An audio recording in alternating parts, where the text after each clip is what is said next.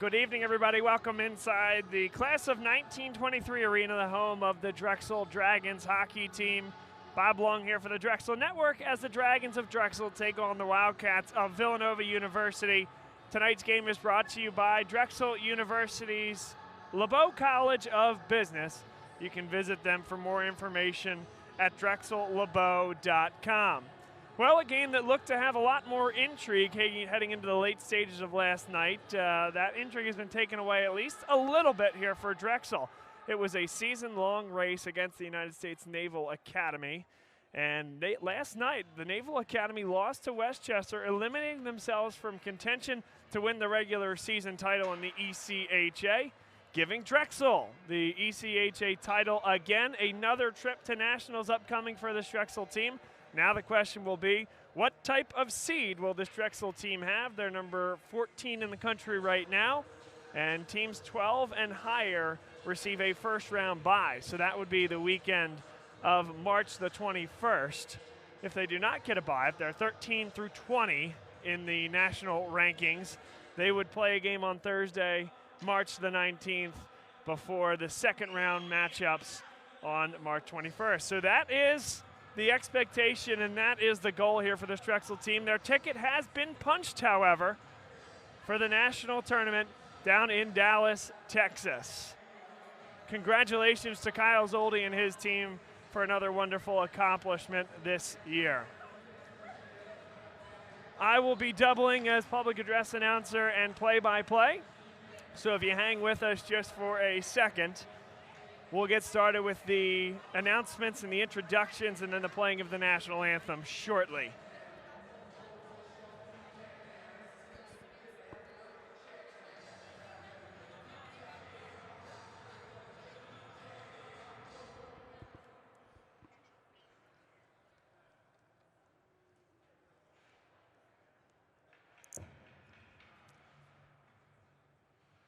Good evening, everyone, and welcome to the Class of 1923 Arena. Tonight's game will feature Villanova University and your Drexel University Dragons. We ask that all fans, players, coaches, and officials show respect throughout tonight's game. Tonight's game is sponsored by Drexel University's LeBeau College of Business. And now for the starting lineups here this evening. First, for the Villanova University Wildcats. In goal, number 1, Ajay Fernandez. Defenseman number 22, Brett Mackel.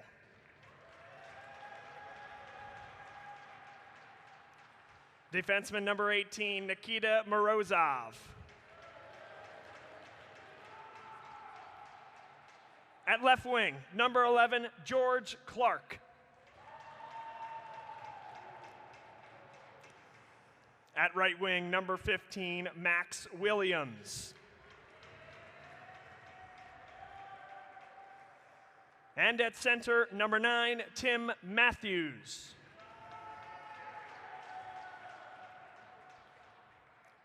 And now the starting lineups for your Drexel University Dragons. Defenseman number 15, Gianluca Travia.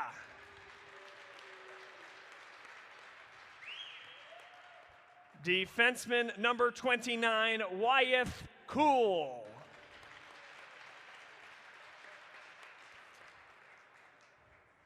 At left wing, number 22, Chris Hagan.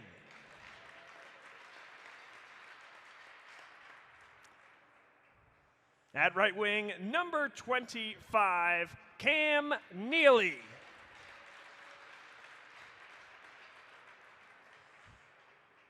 Starting at center, number 7, Jarrett Ortiz.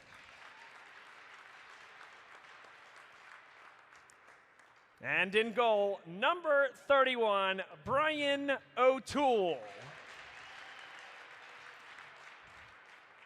Now, if we'd ask if everyone could please rise and remove your hats for the playing of our national anthem.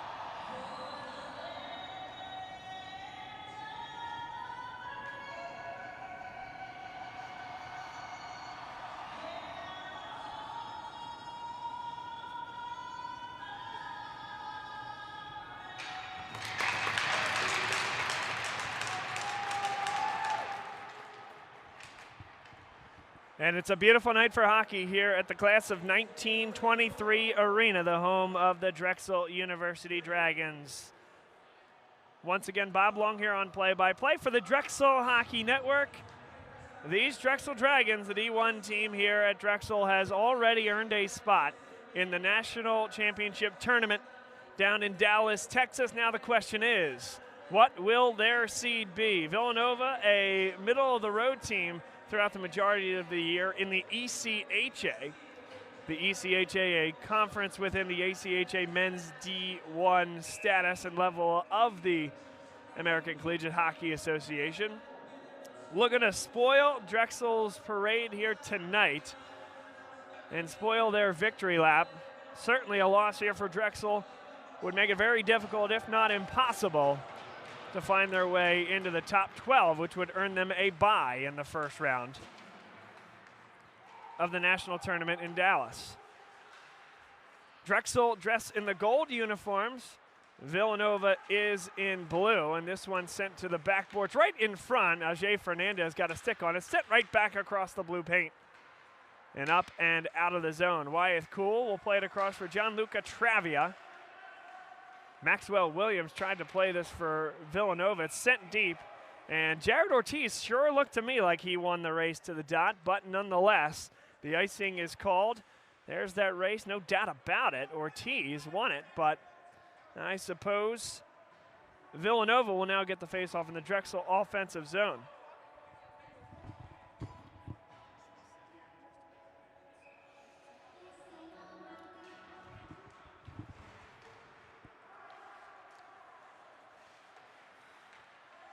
Wyeth Cool is going to get to this puck first, flips it up over Michael Carroll, and that one's out of the zone. Sent right back in by Nikita Morozov, the starting defenseman for Villanova. Cool has it again, has Ortiz up the center of the ice.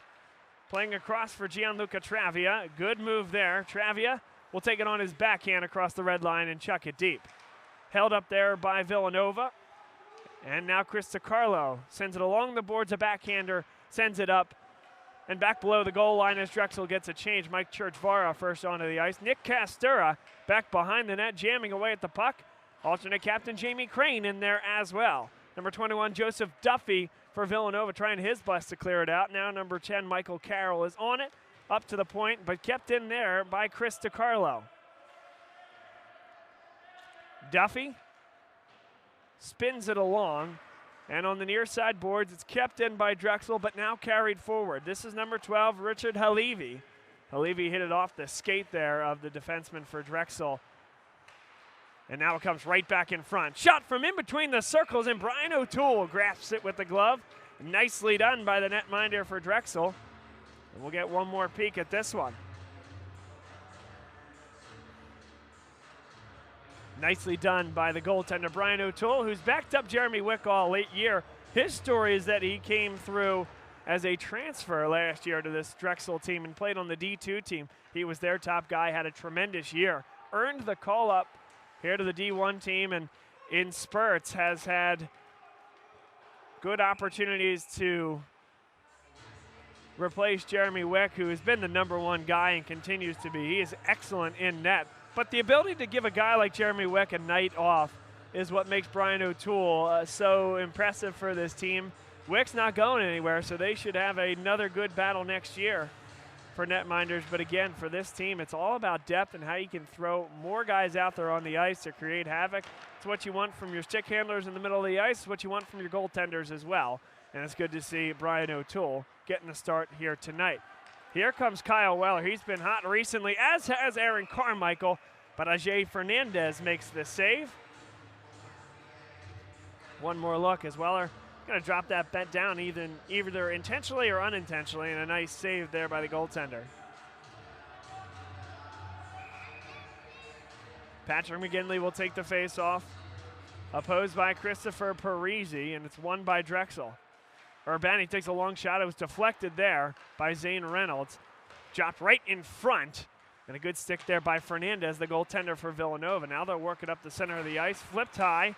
Kept in the zone and batted back towards Fernandez. He'll keep it moving. Maybe not a great idea. Good move there by Patrick McGinley to come in, make life difficult. Now a one-time shot, and it's saved by Fernandez. Now it finally does, for Villanova's sake, make its way out of the zone. But pressure again here from Drexel. Reynolds' pass just eluded McGinley. McGinley lays a hit, and Reynolds taken down. He takes McGinley down with them. Villanova, a chance for numbers here. And in the center of the ice, James Schickling was taken off the puck. Now he'll hit a bouncing puck on the backhand, send it down the ice. Villanova will get a change as well. Eugene Lim. Onside is Drexel, and what a great stick that was. Sent up and out of play into the stands, but a great play by Brett Mackel, the defenseman. Got his stick in the way and was able to clear that up. And out of play, that would have been a big chance early on for the Drexel Dragons.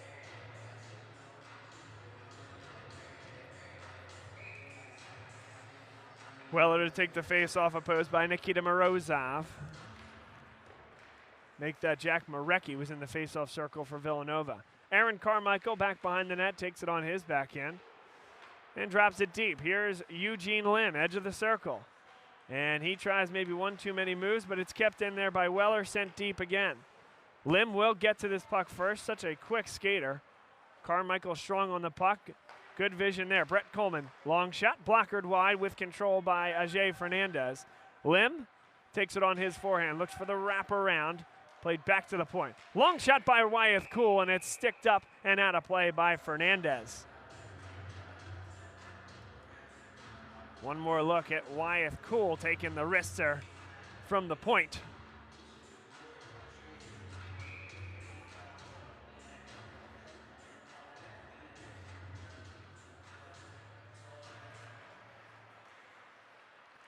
Hagen plays it back for Wyeth Cool. Again, a long shot deflected just wide on the backside. And it's kept out of the net, but the net comes off the moorings. A face-off again. That one was deflected off those backboards, and Neely had a shot at it. But a face-off now comes in the Drexel offensive zone.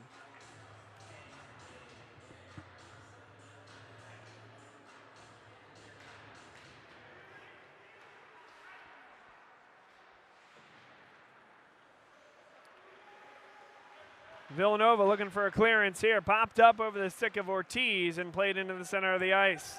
David Gilfillan across the red line sends it deep. Christopher Parisi couldn't beat Wyeth Cool there. Drexel plays it up the center of the ice. This one's going to be kept in. But now, cascading it forward is Chris Hagen. Hagen, long pass over the top of the stick of Neely, but he'll still get to it first. Good work there by Neely. Played back to Churchvar, who slides into the slot. Brought down with a high stick there, I would think, and now the Drexel touch will take care of that. Long shot, and into the catching glove of Ajay Fernandez. One more look. Here is Urbani at the point, a good keep. Didn't get a ton on that, but thought, hey, maybe you get a touch on the way to the net. Drexel, constant pressure offensively. A scoreless tilt, 5 minutes into the first period.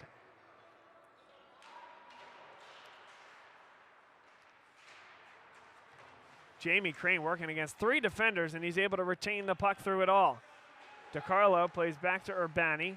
One more pass across. Long shot. Churchvar. Rebound. And they got it just wide. That was a great look in front for DiCarlo. Slid it just by the outside post. Back to the point again. Churchvar. One more time will try. It was deflected. Didn't come on the net. Castura. It pops high right up in front of the net. Coming down to get it. There's a shot right in front. They score!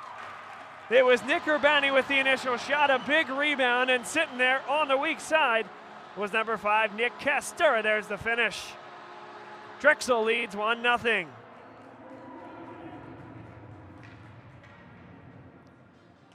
Nicely done there by the Dragons. The constant pressure finally finds its way into the net just a bit more than 5 minutes into this hockey game. Castura the goal. Urbani with the initial shot.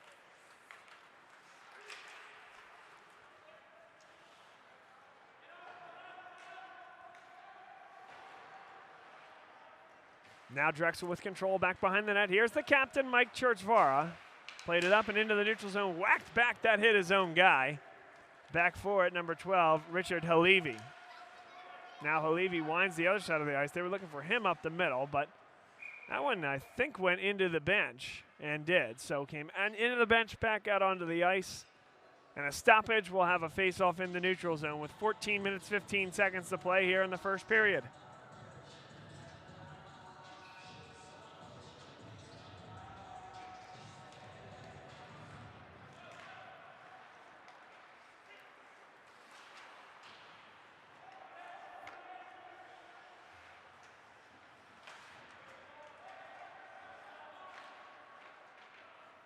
A backhander into the neutral zone.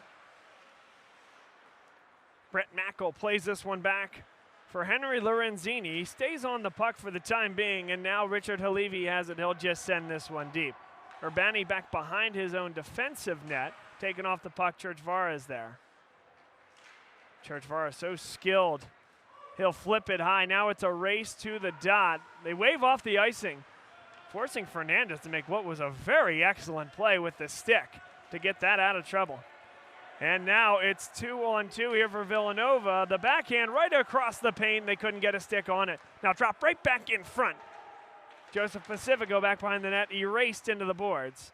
The puck is still loose there. Pacifico gets it back, plays it to the point. Brought down well by Sapulo, and he plays it deep one more time. Timothy Blaja back for Pacifico. Pacifico on the puck, trying to get it off his forehand, and he knocked it off his own guy. Now Drexel desperate for a clearance. Gianluca Travia back behind the net, 12:50 to play. Brought down there by Eugene Lim, and he carries it forward. Fresh line here for Villanova. Hill line shoot. Fernandez had to go up high. Now another shot. Bounces across off the deflection there from Fernandez. Villanova comes back up the ice. Great job there by Eugene Lim to really go 1 on about 4 as Drexel was trying to get the switch. Certainly they were able to do that, but Lim created a scoring chance as well in the midst of that change. Kyle Weller, he'll flip it deep once he gets to the red line, and Ajay Fernandez will cover it up. 12:19 to play. First period, it's Drexel 1, Villanova nothing.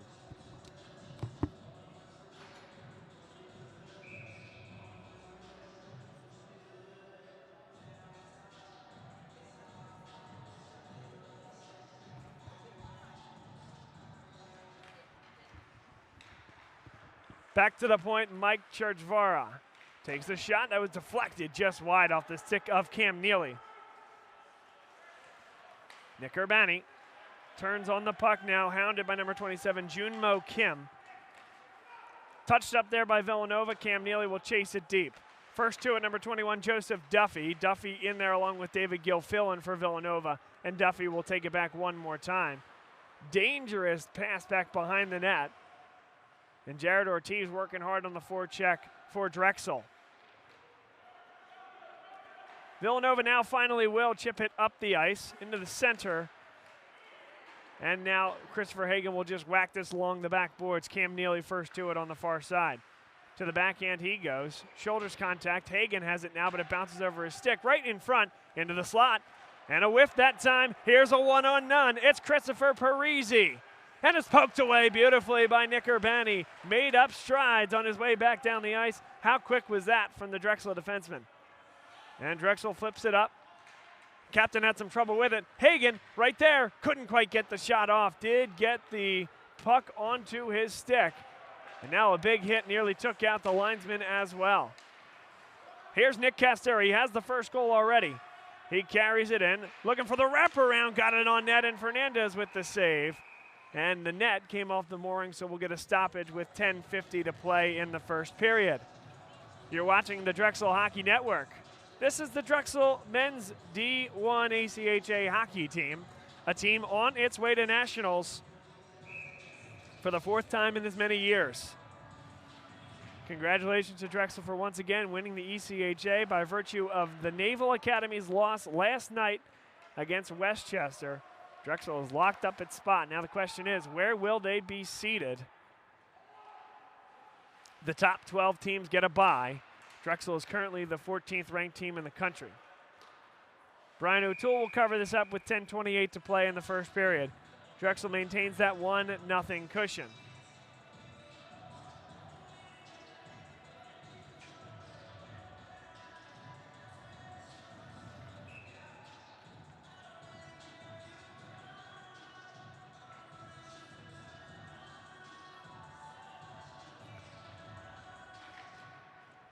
A wind and a one-time slapper blocked there. Great work by Crane. A little slow to keep it moving. That one must have hurt. Wyeth Cool plays it up. Touch there by Crane. This should be icing, and indeed it will be, with 10-11 to play here in the first period.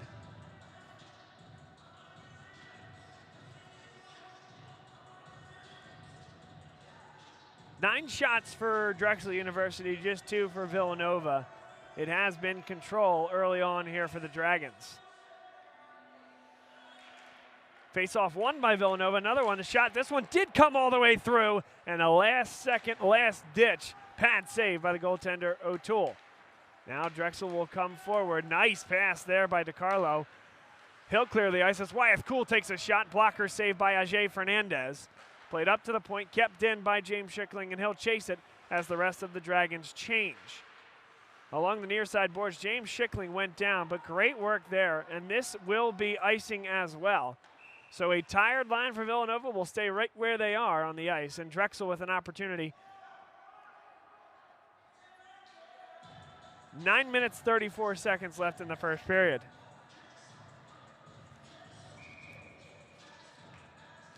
McGinley to take the face-off for the Dragons of Drexel against Timothy Matthews, the center for Villanova. It's won by Drexel. Urbani thought about the shot. Now does take it. It's deflected, and that one was deflected and took enough heat off it for Ajay Fernandez to recompose himself and make the save. Dangerous play, though, there. Nicely done by the Dragons to get the touch. That was to make that Zane Reynolds, number 9, who got that touch on it. And carbon copy. Again, they sent it through. It was deflected. This time went to the backboards. Reynolds keeps it in. Churchvara, wind, fire. Big save, but he doesn't know where the puck is. Jamming away at it in front. Comes all the way back to the point. Zane Reynolds, top of the circle, sends it across, and it does careen off the Villanova player. He sends it deep. Turning on it now, McGinley, gaining the zone. Has Reynolds with him. Flips it high. Good move there by McGinley. Now a long shot, sticked up and into the netting. A stoppage with 8:57 to play here in the first period. Nice job by Fernandez to hang in there, make that save. A lot of those Urbani shots tonight have been through traffic. That one he saw all the way and was able to calmly make the stick save. And Villanova has what they haven't had much of, which was a face-off win. Drexel still keeps it in, shot just wide of the near post. Wyeth Cool, he's had a lot of time here tonight, played well. Carmichael and Weller have as well. This is a great line for the Dragons. Eugene Lim has been good in this action this evening as well. Eugene Lim's going to keep this one in. Brings it off for Carmichael, played back to the slot. Top of the circle, shot. That one was wide, right off the stick of Wyeth Cool. Lim will now take it back behind the net. It pops up and able to bring it to the backhand. Discarded into the boards, but gets it back. Look at this cutter. Brett Coleman takes the shot just wide. That one rolled on him. He's going to get it back as it's sent in front. And since he vacated the point, that is allowing that puck to make its way out to center. Ripped right back in by Wyeth Cool. Here's Aaron Carmichael punching it deep. Carmichael and Lim working hard in there on the forecheck, but Villanova able to float that puck free. Kept in there by Kyle Weller, dropped, and backhanded again. Another flip, and again kept in. This time it's Mike Churchvara, the defenseman. Churchvara stops on a dime, throws this one across. Urbani switched to the opposite point. Now right across, pops up high, and the net came off the moorings again. Throw some stickum on that thing and pop that thing in the mooring so it doesn't pop off anymore. That's been 3 or 4 times in a little bit more than a half a period.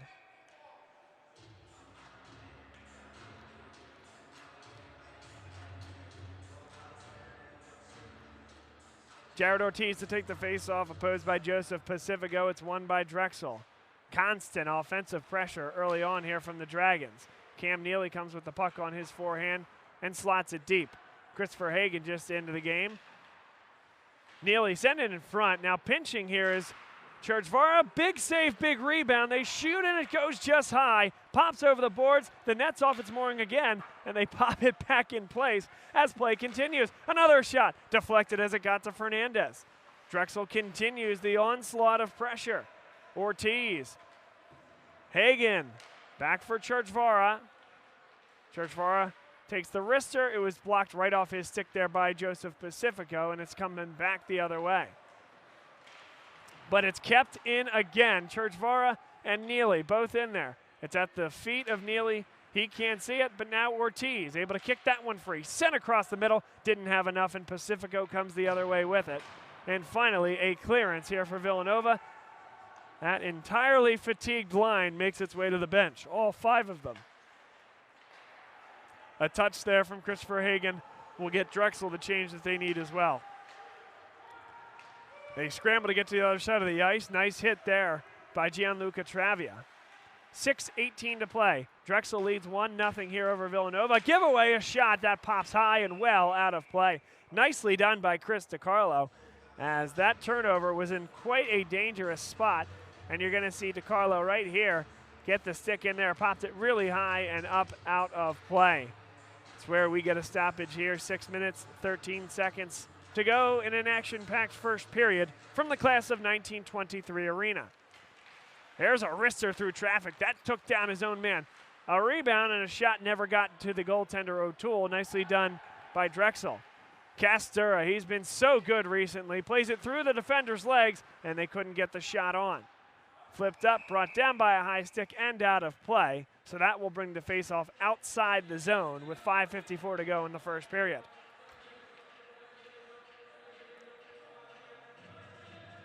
This portion of today's game brought to you by Drexel University's LeBeau College of Business. Visit them at drexellebeau.com for more info. Villanova carries this one forward. Nikita Morozov to the red line. He'll chuck it deep. And a giveaway here right in front. The one-timer didn't get much on it. Maxwell Williams, really, I think the backhand would have been the play. The pass probably was not ideal. This one comes just out of the blue line. So everybody touches up for Villanova. Gianluca Travia will carry this forward and loft this puck. Drexel was offside, so had to touch up. They do. Whacked off the body of number 13, Patrick McGinley. And Reynolds will chase after it, as will McGinley for Drexel. Villanova just having trouble clearing the puck. This one deep. Reynolds back to the point. Urbani takes the shot. They were trying to get a deflection, but it was not, and it went just wide after that pass, or that shot went all the way through clean. Villanova up through center, couldn't control the puck. And now the other way, here comes Patrick McGinley, 3-on-2. Schickling takes the shot, big save there. Ajay Fernandez comes out, cuts down the angle, and gets big to keep Villanova down just 1-0. Now this one filtered along by Nick Urbani. Villanova comes back the other way. Lorenzini couldn't control it, and it's flipped up and around the boards out of play. A tip will keep it in the Villanova defensive zone. 4 minutes, 31 seconds to play here in the first period, and the score remains Drexel 1, Villanova 0.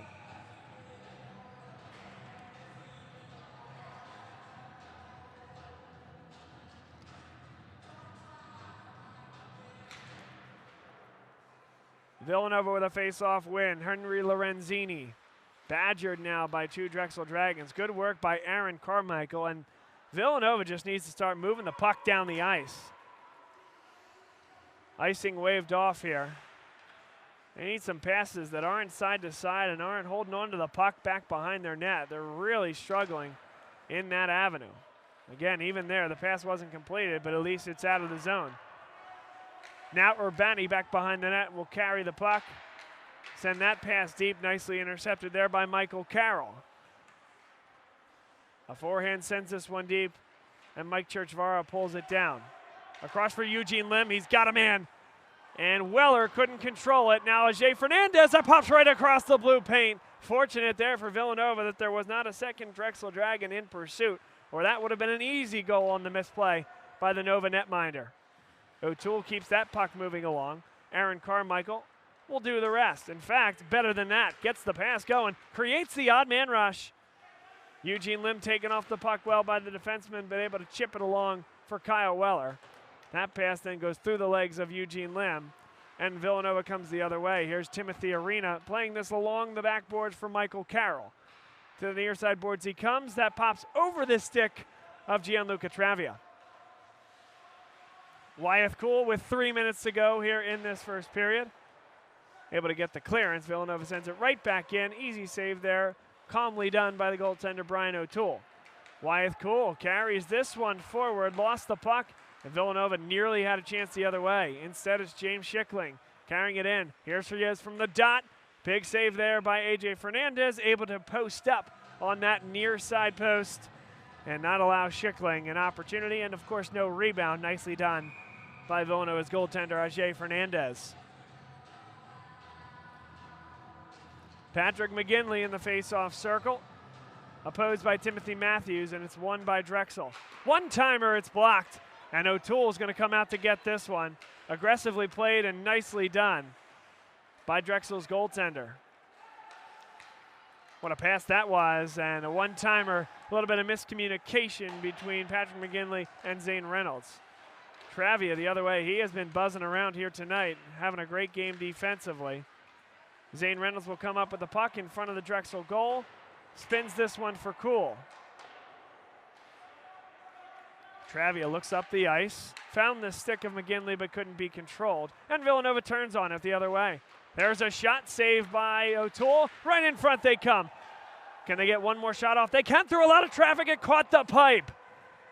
Stays in the zone here. Long shot. That was wide off the stick of Henry Lorenzini. And it's popped ahead by John Sapullo.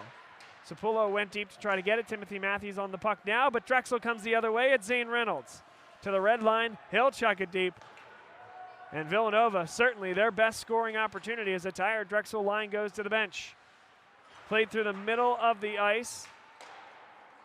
Sent along, nice pass there on a change right in front. And Drexel will come the other way with it. A lot of open ice here at Class of 23 Arena. 1:20 to go. Ortiz has the puck now after he just filtered that one towards the goaltender. Christopher Hagan tries to send it for Cam Neely, and well done by number 27 for Villanova, Jun Mo Kim.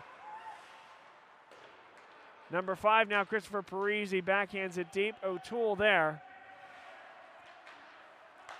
Last minute of play here in the first period. Drexel looking to get one more opportunity, chucked deep by Cam Neely. Villanova can't get the clearance. Christopher Hagan takes the long shot. It was wide. And vacating that opposite point was Nick Urbani. He'll chase it back to center ice. Joseph Duffy has it back behind the Villanova net with 34 seconds left. Drexel has a change. Michael Carroll popped up and into the Drexel bench. 29, make that 27.4 seconds do remain here in the period.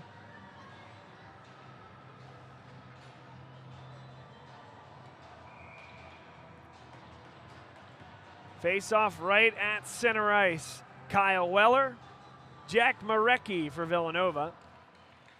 And Drexel controls the face-off. Good stick work there by Eugene Lim, but by the time the third defender was in there, he lost the puck. 19 seconds left. Mike Churchvara able to just hold on to the puck. Aaron Carmichael. Drexel content, it looks like, to just get a clearance. Now down to 7 seconds left.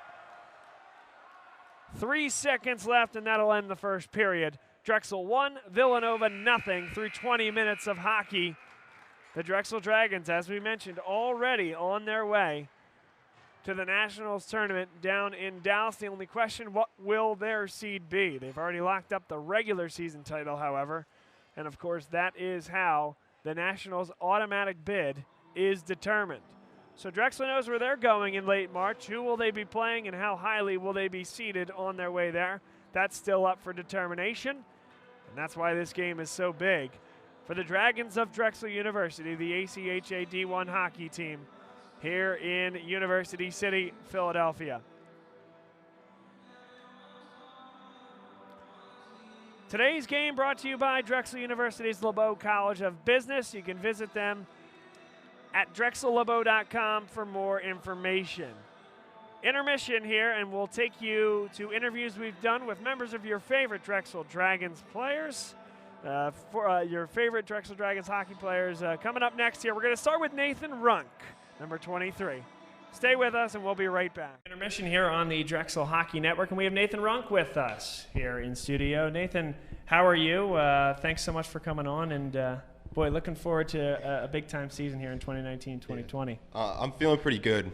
This off-season definitely helped a lot just to get back into things. Definitely been working out a lot just to keep in hockey shape, but I'm looking forward to just getting together with the boys again, getting to wake up early and practice. Looking forward to that. Yeah, we're sitting here at tryouts, I guess this technically is. Training camp. Training camp in the fall. Break us down, if you could, what this time frame means. Obviously, you guys are just getting back together after the summer. How key are these next couple weekends for you guys to kind of filter through what will then be chemistry for the season? I think they're crucial. I think with training camp, it's just to get your legs back. And tryouts, you really just got to show what you got. But then once the teams are picked, I think the first couple weeks are just obviously to get together, catch up, like if you haven't seen somebody for like the off season, but like we get things started pretty quickly, so we really just have to be all business, just focus in on like our overall goal, which is to get the Nationals and to win our first game there. Well, that's a great segue. We've been talking, one of the constants of these interviews is talking about that experience down there in Dallas, and it was a tremendous comeback effort, a really good experience, I would guess, for you guys. Yeah. What did that mean for the team, and how do you feel that, though that was months ago, is going to carry forward over the course of this season? Well, I think it just shows that we can compete with anybody as long as we just bond together. I mean, especially in that third period, that was probably one of the best periods of hockey our team has played. So I think we can definitely build off of that into this new season.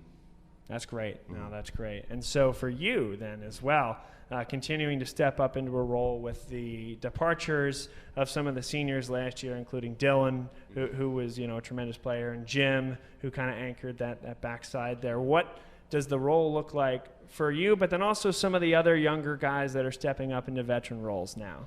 I'd say with me, like the biggest thing that I can bring is just like physicality to the game and also just like speed. Obviously, last season wasn't great when it came to scoring. I'm looking to step that up a little bit. But I think with a lot of the rookies too, they need to, I guess, accept the role that they're in, but don't be satisfied with it. Try and get better and try and get into a better role than what they start out with. I think to keep a positive mindset definitely helps as well. So who, now to the fun ones here, who's the funniest player on the hockey team, and why? I'd have to go with Fior, just because he's my line mate. So he's got a couple votes already. Yeah, I mean, just being on the bench with him, like we could have a bad shift or something, but he always knows what to say to keep the mood light and just to go back out there and want to do better. Definitely last year, he helped me a lot because I had a couple tough games, but he kept me positive. That's great. And then who's the most, I struggle with the correct adjective, but let's say profound. Who's the most profound player in the team and who really kind of makes you think, whether that's good or bad? I'd probably say Chris Hagen.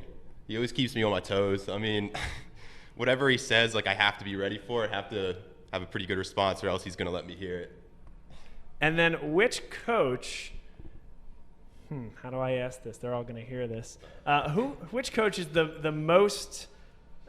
Which coach is the easiest to like make fun of? Let's put it that way. What are the things that the coaches do that you guys are making fun of in the locker room? All in good fun, of course. I'd probably just say Derek. I mean, he's kind of the shy type. I know we let him hear it during the intermissions and at the end of the game because he's not a talkative guy. Like he doesn't really say much, but. It's all in good fun. I mean, nothing personal. That's all about building the character of a team and chemistry. So that's why I asked the question. But it's things folks want to hear when they're getting to know you guys and watching you guys every week. So appreciate the time, Nathan. Best of luck with the season. Thanks for coming on. We're here with alternate captain Jamie Crane on the Drexel Hockey Network. Jamie, appreciate you being with us here today. And I'll start with this. We come into September, and you guys are in training camp, and you'll be on the ice skating against live opponents very quickly. What's the job of an alternate captain, and how has this offseason been different for you than prior ones? I think everyone's ready to get back after it. I think a big thing is really getting out there and like setting the tone. We've had some good summer skates. Everybody's excited to be back on the ice, and I mean, for me, I feel like I really got to go out there and, like I said, set the tone, get everybody going, and get everybody ready for the upcoming weekends. This summer is a little bit different. I feel like I have a little bit of different perspective on things coming ahead. Last year I wasn't sure what to expect coming in as a transfer, but I think we had a good year, and I'm definitely ready to get back after it. So you mentioned about setting the tone when it comes to the gameplay and getting into the season. If I could go a little bit deeper on that, what does that mean? How do you set the tone? I'll lay a big hit, maybe. I don't know. Get the physical play up. Set the tone as in the speed of play. Yep. Because come the next few weekends, it's not going to be it's not going to always be easy. Right. So when people watch Drexel hockey, folks that might be tuning in for the first or second time here this evening, what are they going to see out there? What is your identity as a hockey team? I think Drexel hockey, I mean, we do a little bit of everything. We grind it out, and then we also have guys that can make some big plays, and it can be pretty sometimes, and it also can be a little hard-nosed. Coming in as a transfer, what was that process like, and what would you say to somebody that might be considering a program like Drexel to come in and continue their hockey career here? It was interesting because you're coming from a different group of guys that you're used to, playing somewhere else for a couple years and then coming here. I mean, it's a different core of guys with there's different personalities, and then the team structure might be a little bit different too. So there's a lot of different little things to adjust to, but it was definitely easy adjusting to Drexel. Everybody, took me in, and I felt like I was a part of the family from the start, really. So that's great. And D1 and D2, I think, is a very interesting subject because it's year 2 of the D2 team, and it's a very deep team, will be this year. And obviously the idea is to feed talent from D2 to D1 over time. What is your role as an alternate captain, or just generally as an ambassador for the program, to obviously correspond with their D1 guys, but also what's your role when it comes to some of the younger guys that might be playing D2 right now? I would just say to talk to them, get to know them and let them know that there's always room for improvement. You never know when you're gonna get the call, so they could be brought up to play with us any weekend, and really is not be satisfied and know that they have room to grow. And Drexel's still our team. We're always getting better, and there's always room for improvement. So I would say the thing would be to reach out to them and make sure that they know that the coaches are always watching. All right, a couple quick hits for you before we get you out of here. Who's the funniest guy on the team, and why? I would say Carms. I mean, I sit next to him in the locker room last year, and he's always a easygoing, happy guy. I don't know. I've never seen him without a smile on his face. He's always cracking jokes. And then when it comes to road trips, and you guys have the opportunity to travel all over the country to play this great game, what's the best part of a road trip, and what could you do without? It's easy to say that you can always do without the homework on the road trip. No one wants to think about school when we're on the road. But the best thing about road trips is just being with the guys. The whole weekend, we're just all together in the hotel, from the bus. Road trips are always a fun time. Oh, that's great. Well, you'll have a lot of them this year. Hopefully a lot of success as well. We'll be watching. We'll be broadcasting you guys all year. Congratulations on the alternate captain role this year, and we will be following along. So thank you. Awesome. Thank you. Carmichael with us here on the Drexel Hockey Network. Aaron, welcome, and appreciate your time sitting with us here on the hot seat.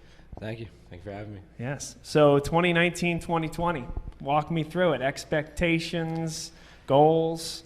Pretty high expectations for this group. You know, we did pretty well last year.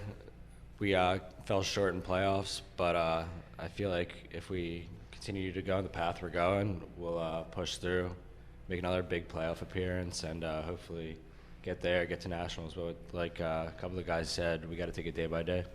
What was Dallas like last year for you personally, and then spreading that to the rest of the team? What was that experience like?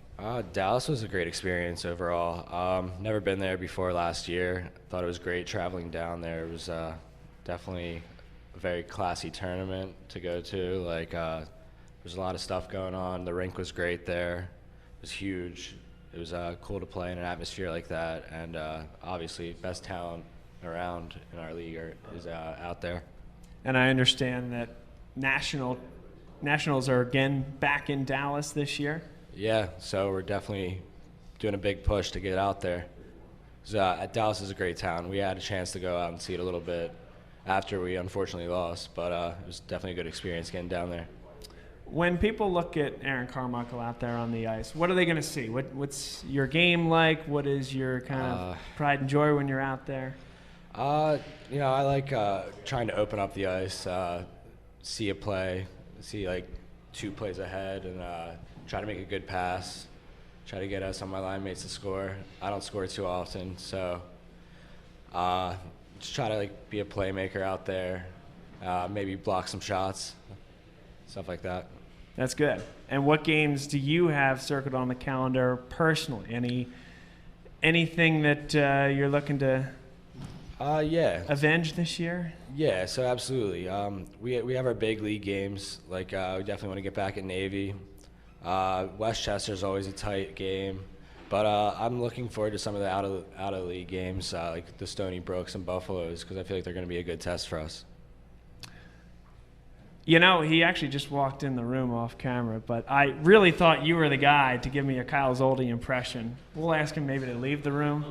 There you go. He's heading out. I feel like you're the guy, Aaron. Are you the guy? I don't know. I don't know if I'm the guy.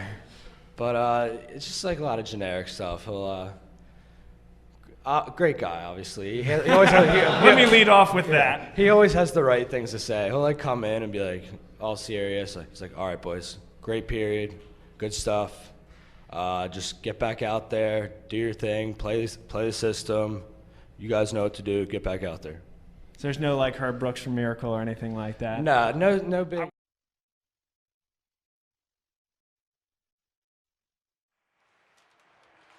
And welcome back, everybody. We begin the second period. Sorry to cut Aaron Carmichael just a little bit short in that email, or in that interview, I should say. As we're back underway here in the second period. Drexel a 1-0 lead over Villanova University. Interestingly enough, a perfectly clean first period, no penalties on either side. And Patrick McGinley up the ice, doesn't have any numbers, so we'll just send this one deep. On to it first again is McGinley. Zane Reynolds, edge of the circle, right across. Urbani a long shot, that one was deflected and went to the backboards. Schickling on it now, again plays it deep, but Villanova comes up with it. Again having trouble clearing all evening long. Churchvara, long shot, big save there by Ajay Fernandez, kept the rebound at least somewhat under control. Sometimes those pad saves can be really difficult, and Villanova will come back the other way. But he did not elicit a big rebound that time, did Fernandez. O'Toole made the save, didn't really know where it was. Fortunately for him, it popped up high and into the netting. 18:55 to play here in the second period.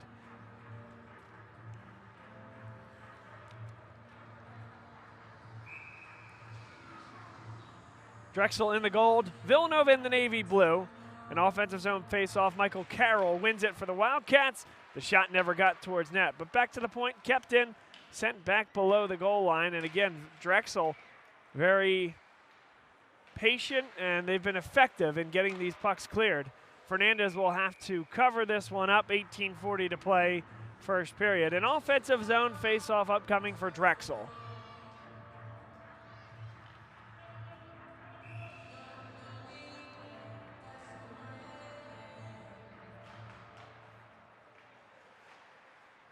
Back behind the net, Villanova will come onto this puck. Timothy Arena able to get it out of the zone. Arena will come back onto the puck now. Has it on his forehand, takes a shot. Brian O'Toole with a save there in net. 18:25 to go second period. A faceoff comes in the Villanova offensive zone. One more look as Arena came right on. Shot from the top of the circle, and O'Toole right there.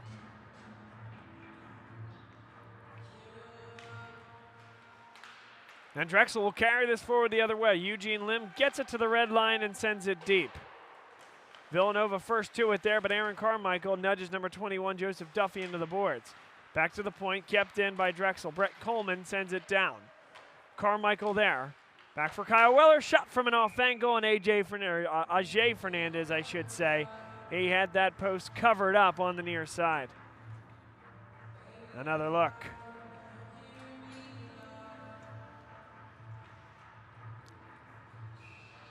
20 registered shots for Drexel, just 7 for Villanova.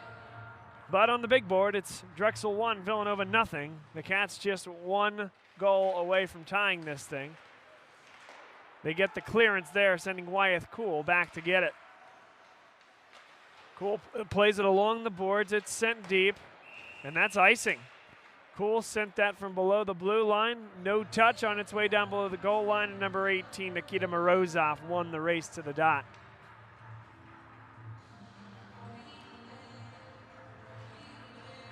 17 minutes, 50 seconds to play here in the second period. The Nationals bound Drexel University Dragons, winners of the ECHA by virtue of their win last night against Towson and the Naval Academy's loss against Westchester. Now the question is seeding and momentum. How well can they be playing, and who will they be playing by the time they get to Dallas? This could be icing and will be. Drexel will get an offensive zone faceoff with 17 minutes and 30 seconds left in the second period. Bob Long here on play-by-play for the Drexel Hockey Network. We welcome those fans of the Villanova Wildcats that might be watching us for the first time. We welcome back the Drexel faithful that watch us on a game-to-game basis. Both the D1 and the D2 teams here for Drexel get coverage on DHN, and we're proud to do it.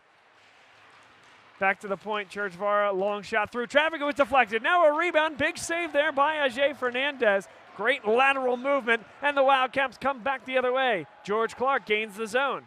Defended by Nick Urbani, and Urbani shoves him into the wall. Puck comes loose, and Churchvara has it back behind the net. The Drexel defenseman will carry it unimpeded up the ice. Sends this one on the net. Fernandez is looking behind him. Fortunate that he comes up with it. But my goodness, when you see a goaltender turn his head like that, right there's the turn. He's looking behind him. No, Ajay, fortunately, it's still right underneath you. Played back to the point, Churchvara. Churchvara must have seen something there, whether it was Fernandez out of position or what have you.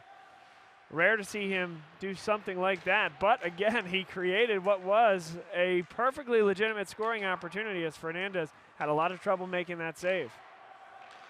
Now Villanova controls it through the middle of the ice. Christopher Parisi plays it along, and it's intercepted by Jared Ortiz. Parisi taken hard into the boards, but Villanova's going to possess the puck here as they gain the zone. Number 27, Jun Mo Kim, plays it deep. Backhanded, couldn't get it back in front. That was David Gilfill. And now a wind fire, and the deflection sends it wide of the net. And they could not get to the point to keep it in. That was Carroll. He's in a race against Cam Neely. Neely takes down Carroll. And a delay penalty coming up against Drexel on the touch. There it is. What was a clean game prior to this point is no longer. Cam Neely to the box on a tripping penalty. 16 minutes, 2 seconds to play here in the second period. And Villanova goes on the first power play of the night.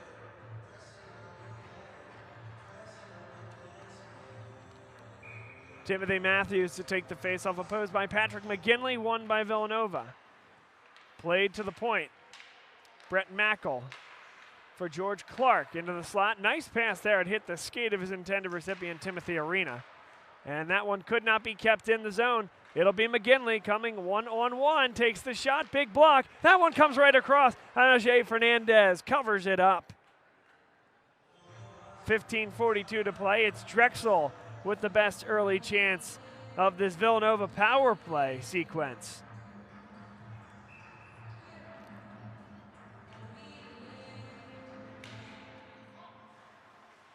Gianluca Travia plays this one deep off the face-off win for Drexel. Eugene Lim on the puck, and it's pulled away from him. Could be a 3-on-2 for Villanova. Drexel tracking back. Sent right in front. Good stick there by O'Toole. Now a wind fire. That one went wide, and Eugene Lim gets the clearance. Look at Gianluca Travia, the defenseman, pinching all the way up, and Drexel funneling back behind. Now Villanova will carry forward with possession. George Clark takes the shot, save there, and a nice safe rebound there as that one pops high and out of play. That one went in the trash can. That's brilliant. There's just a very small trash can that popped up over the netting. Nothing but net. A swish here at the Class of 1923 Arena. What are the odds of that one? 58 seconds left on the Villanova power play. One-time shot. That one was wide. Never had a chance. Brought down there by Villanova. Churchvara muscled into the backboards. Villanova trying to scoot this one free, and they do. Back to the point it comes. Halevi plays it down. There's a block. One more sent to the backboards by number 19, Jack Marecki. And a big hit takes down David Gilfillan. Nick Urbani ties that puck up in between his skates, and Villanova gets this one back. Kim plays it deep. Across the ice it comes. Pass had a lot on it. That was ambitious as he was looking for Jack Marecki. Now number 15, Maxwell Williams hit into the boards. 13 seconds left on the Drexel power play. Couldn't get the clearance. Nick Urbani has the puck now. 6 seconds left. 2 down to 1. Urbani, good work. And Drexel able to kill off that Villanova power play. Villanova will hustle to the bench and get a full change. Urbani back behind the net, has Churchvara with him, but it's Urbani to carry it forward.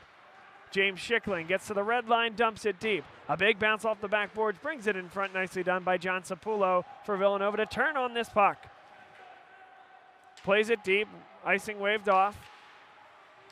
A big hit takes Joseph Duffy into the boards by Mike Churchvara, and now Nick Urbani turns with it. 13:25 to play. Icing waved off. John Sapulo back there to get it.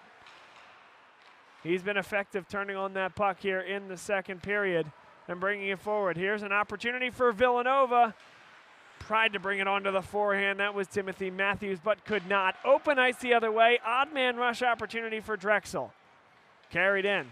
Right across it comes. It's loose in front, and Villanova comes up with it. Timothy Matthews flips it high into the center of the ice. Jared Ortiz couldn't control it. First to it will be George Clark. Clark taken down hard. Ortiz went down with him. Wyeth Cool tried to kick it along to himself, but lost it. Christopher Parisi there for Villanova. Slow to get back to the bench was George Clark, who went down awkwardly on that hit from Jared Ortiz a moment ago. 12:34 to play, second period. Drexel plays this one forward. And a nice interception right at the red line by number 21, Joseph Duffy.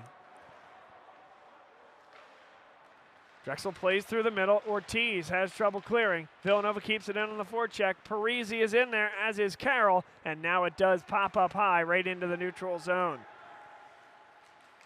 A long shot. O'Toole, I thought he was going to keep that moving, but again just holds on. And with 12:08 to play in the second period, it'll be a defensive zone face-off for Drexel.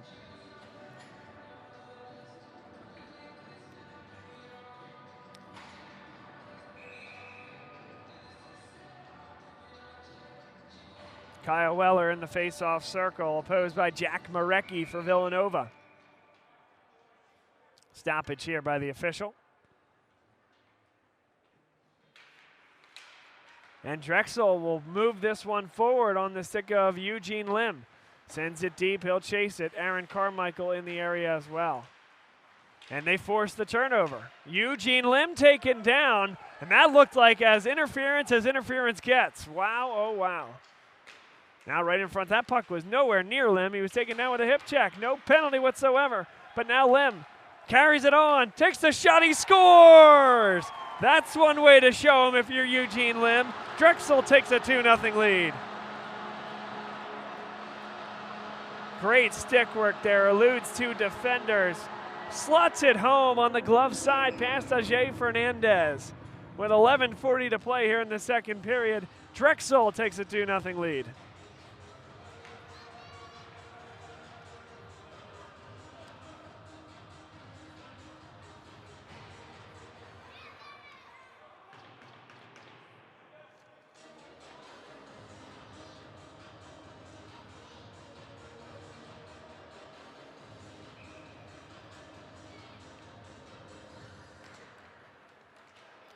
Drexel in control here on home ice. It's 2-0 cushion. Villanova comes up with possession. John Sapullo plays it forward. An interception there. Urbani had trouble handling that puck. He went into about three defenders. A really nice play there, though, to get possession. In front it comes. It's popped high off the stick of Eugene Lim. And facilitating back at the point, Urbani. A long shot there, and it was deflected wide. Carmichael keeps it moving back below the goal line. Weller is in there. Eugene Lim and Weller, and now it'll find its way to Carmichael, who sends this one back deep. Eugene Lim stands tall, as does right in front Kyle Weller. But really, Eugene Lim and Aaron Carmichael working really hard on this forecheck. Villanova continues to have trouble clearing, probably because they're handling the puck this long. Bad giveaway. Urbani shot, score! He went top shelf, and Urbani puts the Drexel Dragons up 3-0. And again, it's Villanova doing too much defensively. That's one where you just try to find the tape of your teammate, at least get it into the neutral zone, build up from there, but too much individual stick handling causes the turnover. Urbani doesn't miss, and Drexel in control. Wyeth Cool. There's a shot saved there by Fernandez. Flipped up into the neutral zone, looking for possession. Villanova has it, big hit. Here's June Mo Kim. Takes the shot, that was wide.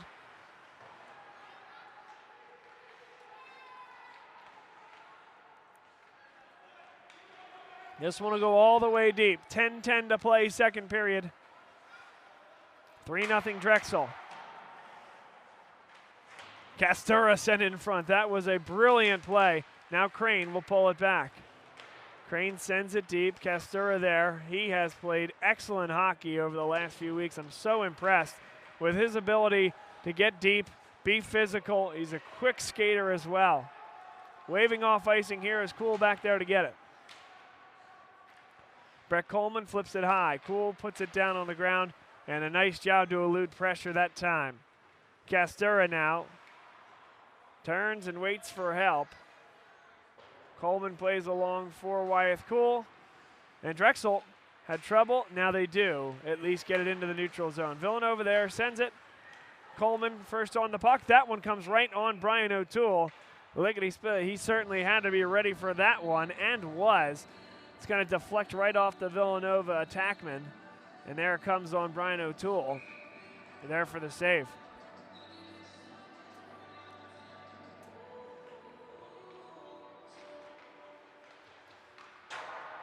The shot comes well wide.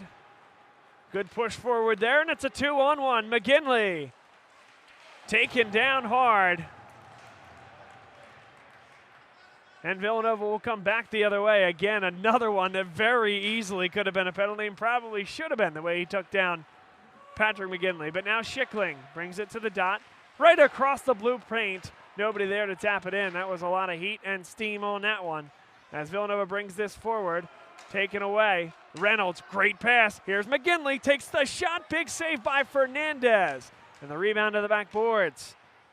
What a pass that was. Churchvara winds, fires. Another big save by Fernandez. That was through a ton of traffic. Had to slide, and he got it up near the shoulder. 8:27 to play. Drexel leads 3-0. Reynolds turns it onto his forehand. Gets it back to the backhand. He comes, takes the shot. It was wide on the near side. And Schickling plays it back for Churchvara. Schickling's going to get it back, top of the circle, across the ice. Long shot there. That was just high from Nick Urbani. A bouncing puck onto the stick of Churchvara again. Urbani onto the backhand, back to the forehand. Hagen shots just high on the near side. 7:54 to play. Puck's moving along here, no doubt about that. Drexel buzzing around. That one sent deep. Villanova more than happy to take the icing, but the line will remain on the ice, and the pressure from Drexel, no doubt, taking the Wildcats out of their game.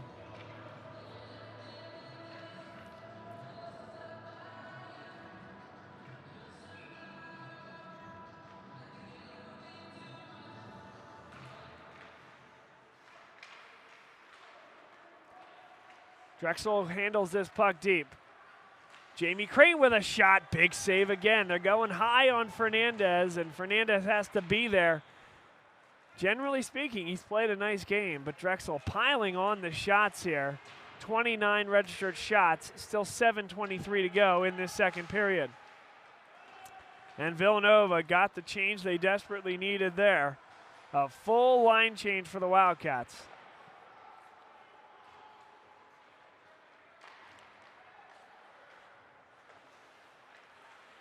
.704 to play. Hagen in on the forecheck. John Sapulo tries to carry and control for Villanova. Number 9, Timothy Matthews, comes up with it through the center of the ice and into the neutral zone, controlled by the Cats. Directed to the backboards. Gianluca Travia rips it along with the forehand. One more pass, and Drexel moving forward. Ambitious pass the other way. And a whistle as that one went out of play. Actually, that one might have gotten stuck on the door. That's what it was. It got stuck on the door. That leads to the Drexel bench at center ice.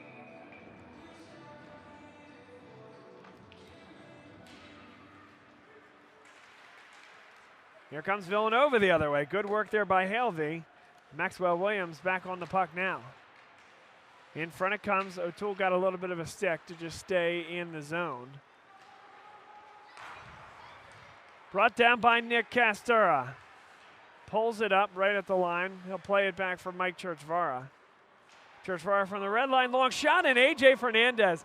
So I tell you what, Churchvara is seeing something when it comes to A.J. Fernandez, because he's taking these shots from mid-ice and beyond, and they're catching Fernandez certainly a bit flat-footed in between the pipes. Nice hit there by Mike Churchvara. And Urbani went down. DiCarlo is down back behind the net. A whistle. Slow to get up, Chris DiCarlo.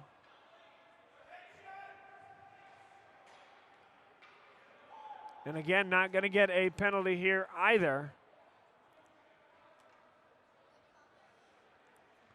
DiCarlo a little slow to get up, but the trainer won't come out onto the ice. I think he's going to be able to come off in his own power. This more of a discussion with the official as to how could you not, and also he's going to come to the bench because his face mask came right off. So he's going to need to have that repaired before he can return to the ice or get a new one.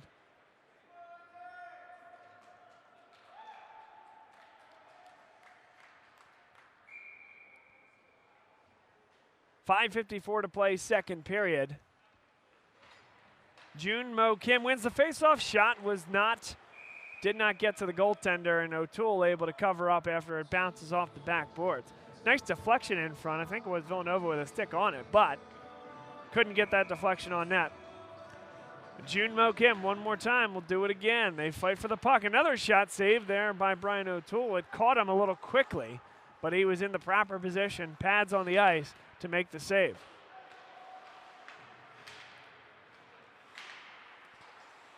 Eugene Lim got a stick on it, but turning on it now, Christopher Parisi. Parisi now finds Lorenzini. Up the middle of the ice, they're going to wave off the icing. A good stick lift by the Villanova attackman. allowed that puck to go all the way deep. 5:21 to play. Mike Churchvara, Aaron Carmichael, and he'll send this one deep. Kyle Weller back behind the net, takes that player out of the mix, and a tough pass in front. June Mokim carries forward. Here's David Gilfillan. Gilfillan goes to the bench as number 20. Joseph DeSimone chases after it, but Drexel able to turn it up with possession. Not a lot of numbers. Doesn't matter for Weller. What a move that was, and it was taken off his stick. And a penalty is called as a result. The slash on Kyle Weller.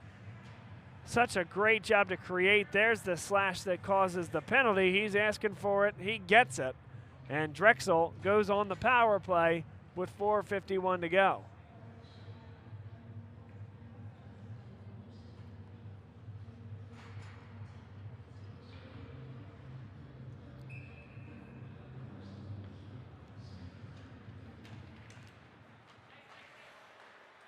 Christopher Hagan, a slap shot, was deflected wide. Kyle Weller has it now, back to Urbani at the point. It rolls off his blade.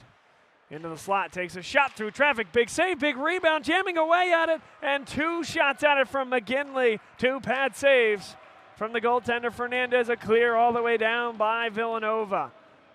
But tremendous chances for Drexel. Both of them, McGinley on those rebound attempts, would have been slotted for the net if not for the properly positioned pads of Ajay Fernandez for Villanova.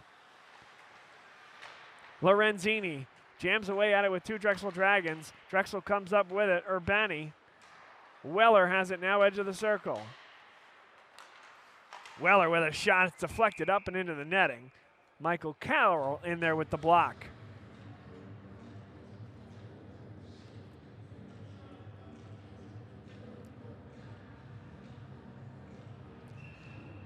Four minutes to play, 1:09 on the power play for Drexel. It's penalty to number 18, Nikita Morozov. Carmichael has it now, Churchvara. Carmichael finds Eugene Lim. Churchvara, who switched spots with Carmichael. They'll play catch with it now, a shot blocked in front. Schickling turns back behind the net.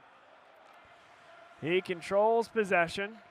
Eugene Lim for Schickling. One more pass for Aaron Carmichael. Bouncing puck he controls. And maybe one too many. Villanova fortunate to get a clearance there. 31 seconds left on the Drexel power play, and Villanova sends it all the way deep. Churchvara will carry it forward. His pass is blocked. It's kept in the zone. 1-on-none. O'Toole makes a save. The rebound whisked away by Aaron Carmichael. Beautiful save at the point of attack that time. Brian O'Toole. 5 seconds left on the power play. Carmichael. A long shot saved there by Ajay Fernandez.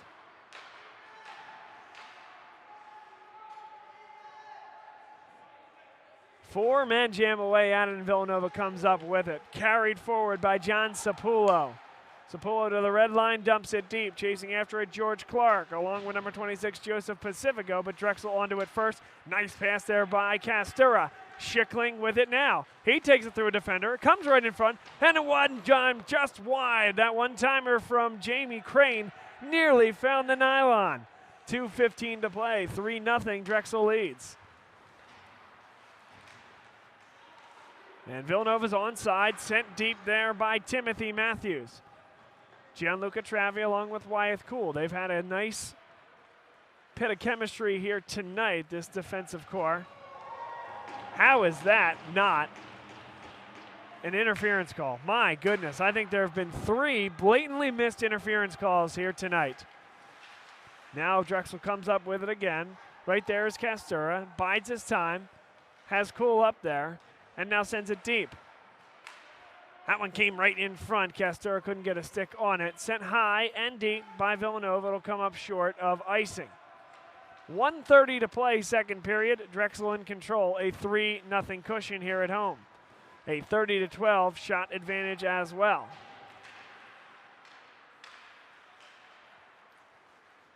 Across the ice, Travia goes down low to get it. looking for possession in the neutral zone. Villanova comes up with it. It's 2-on-2 right across. There's the shot. It was deflected up and into the netting. 1:05 to play, second period. The home Drexel Dragons, who knew before they came into here tonight that they were on their way to nationals by virtue of the United States Naval Academy dropping a contest to Westchester. But a lot to play for here from a seeding perspective and a pride perspective. Winners of the ECHA regular season title for the last 4 years. A spot in the top 12 of the final ACHA standings could put Drexel in a position to have a bye in the first round. Chopped up, out of play off the stick of Fernandez, tipped by Neely on its way out. 52 seconds left in the period.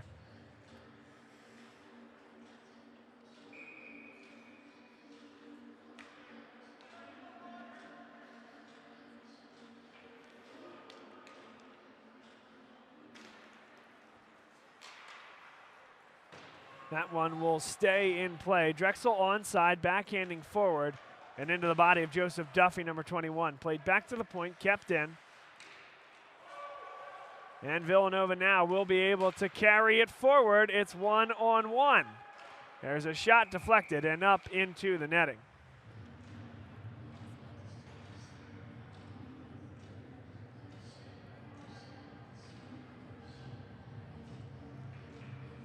Stoppage comes with 31 seconds left in the period.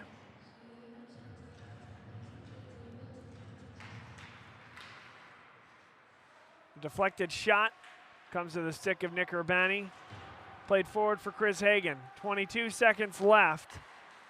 Villanova does caress the puck outside the zone. Dropped back in by number 13, David Gilfillan. Played forward for Cam Neely here for Drexel. Neely's ambitious pass was deflected there by number 27, Jun Mo Kim. 5 seconds left in the period. Villanova just trying to hold this one up. Can Urbani get one shot on? He can. Save made, and that's the end of the second period.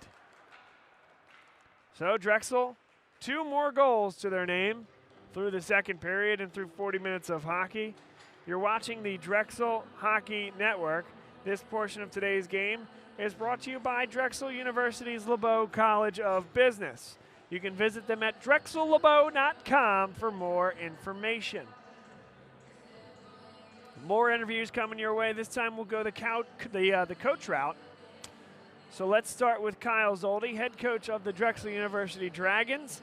He's going to talk at times about their goal of going to nationals and winning a game at nationals. Well, that dream is a reality, Coach Zoldi. Let's hear what he had to say when we talked to him. Here with head coach Kyle Zoldi on the Drexel Hockey Network. Kyle, another great season last year all the way to the national tournament and one heck of a fight against Oklahoma in that first game. Tell me about 2019-2020, what the expectations are, and what you guys learned from last year's campaign. Yeah, absolutely. I mean, certainly proud of the effort last year. You know, we fell 1 goal short of our 1 goal, which is a little ironic. You know, we're still searching for that first national tournament win.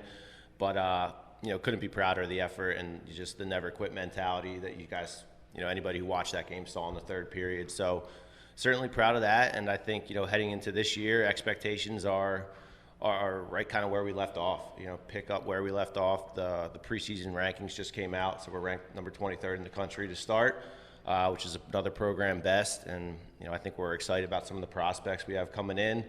Certainly lose some key pieces in some of our senior leadership from last year, but I think we have a young core that's ready to assume the responsibilities and, again, you know, win our conference is our first goal and get another shot at a national tournament victory. So. These interviews, Kyle, will be seen, amongst other places, during Drexel Hockey Network broadcasts. And yes, sir. They're going to be seeing some brand new digs for you guys. Yeah. Class of 1923 arena. Absolutely. Walk us through the process throughout the summer, where you expect that to be by game 1, and then more so what folks are going to see on a game-by-game basis at the new digs for Drexel Hockey. Yeah, no, we're super excited. It's been a little bit of a headache over the offseason, just having to, you know, move out of our home rink and get all of the equipment and everything that we've kind of built into our locker room area there out so they could get these renovations done for us. But in the end, it's going to be great. They've replaced all the roofing. brand new lighting. It's supposed to be up to the NCAA standards, so that should be good for you from a streaming perspective. It's going to look really good for the viewers at home. All new boards, all new glass, new sound system. So yeah, we're really excited. I think it's going to be a really great viewing experience from streaming wise, and then obviously coming to the games and seeing it live. It's going to be a good atmosphere for sure. So for somebody that might be watching this right now, game 1, game 2, some of the early games, and think I really want to get myself over there and see these guys in person, what would you say to a Drexel student or just generally folks in Philadelphia that want to get involved with this program? Yeah, absolutely. I mean, I think we try to have a pretty strong social media following and do our best to showcase and present the team on there. So we certainly have all the schedules posted on there for folks to figure out what day time works best for them. It's typically Saturday nights are our home game slots. So if you're looking for something to do, 7:30 on a Saturday for our students, it's right on campus. And we have now 60 plus players in the program. So I think just from friends and family of them, the word's starting to spread amongst campus and, to your point, in the Philadelphia community as well. So always difficult to replace captains in a senior class. You guys had a special one last year. Absolutely. Most winning class in the history of the program. Now you're going to engender a whole new group of seniors that are going to be the veterans and leaders on this team. Absolutely. What would you say to them heading into this year? Yeah, I mean, you hit the nail on the head. I mean, you can't replace guys, especially your leaders, what they do just from an intangible perspective, the leadership they bring, the maturity they bring, showing guys the right way to do things on and off the ice. But I think that they have done such a good job of, presenting what we expect to our younger guys in the past that, Mike Churchavara, Pat McGinley, Jamie Crane, which will be our leadership core for this year, have seen the right way to do things and are ready to assume that responsibility and kind of pick up right where we left off. So, that notion of working hard, respecting your teammates, respecting each other, that's instilled in everybody that we bring in, and they're ready to continue to showcase that, I think. So Kyle Zoldi here, the head coach of Drexel Hockey. You see him behind the bench, dressed up all nice with the suit and tie. It's a nice shirt you got there, Bob. Well, I appreciate that. Yeah, all absolutely. swagged out here with the UIH material. Yes, but sir. folks may not know a lot about Kyle Zoldi besides what they see behind the bench. So in your own words, your journey to this point as the head coach obviously comes from your playing days at Drexel. But how does Kyle Zoldi find himself as the head coach behind the bench right now? Yeah, I mean, it kind of fell into my lap coming out of the playing days at Drexel, as you alluded to. I was ready to kind of step away from the game after playing, and it just so happened at the time that our head coach had taken another opportunity down in the Virginia area, so the head coach role was open. The school asked me to kind of come in and interview for it, and was offered the position.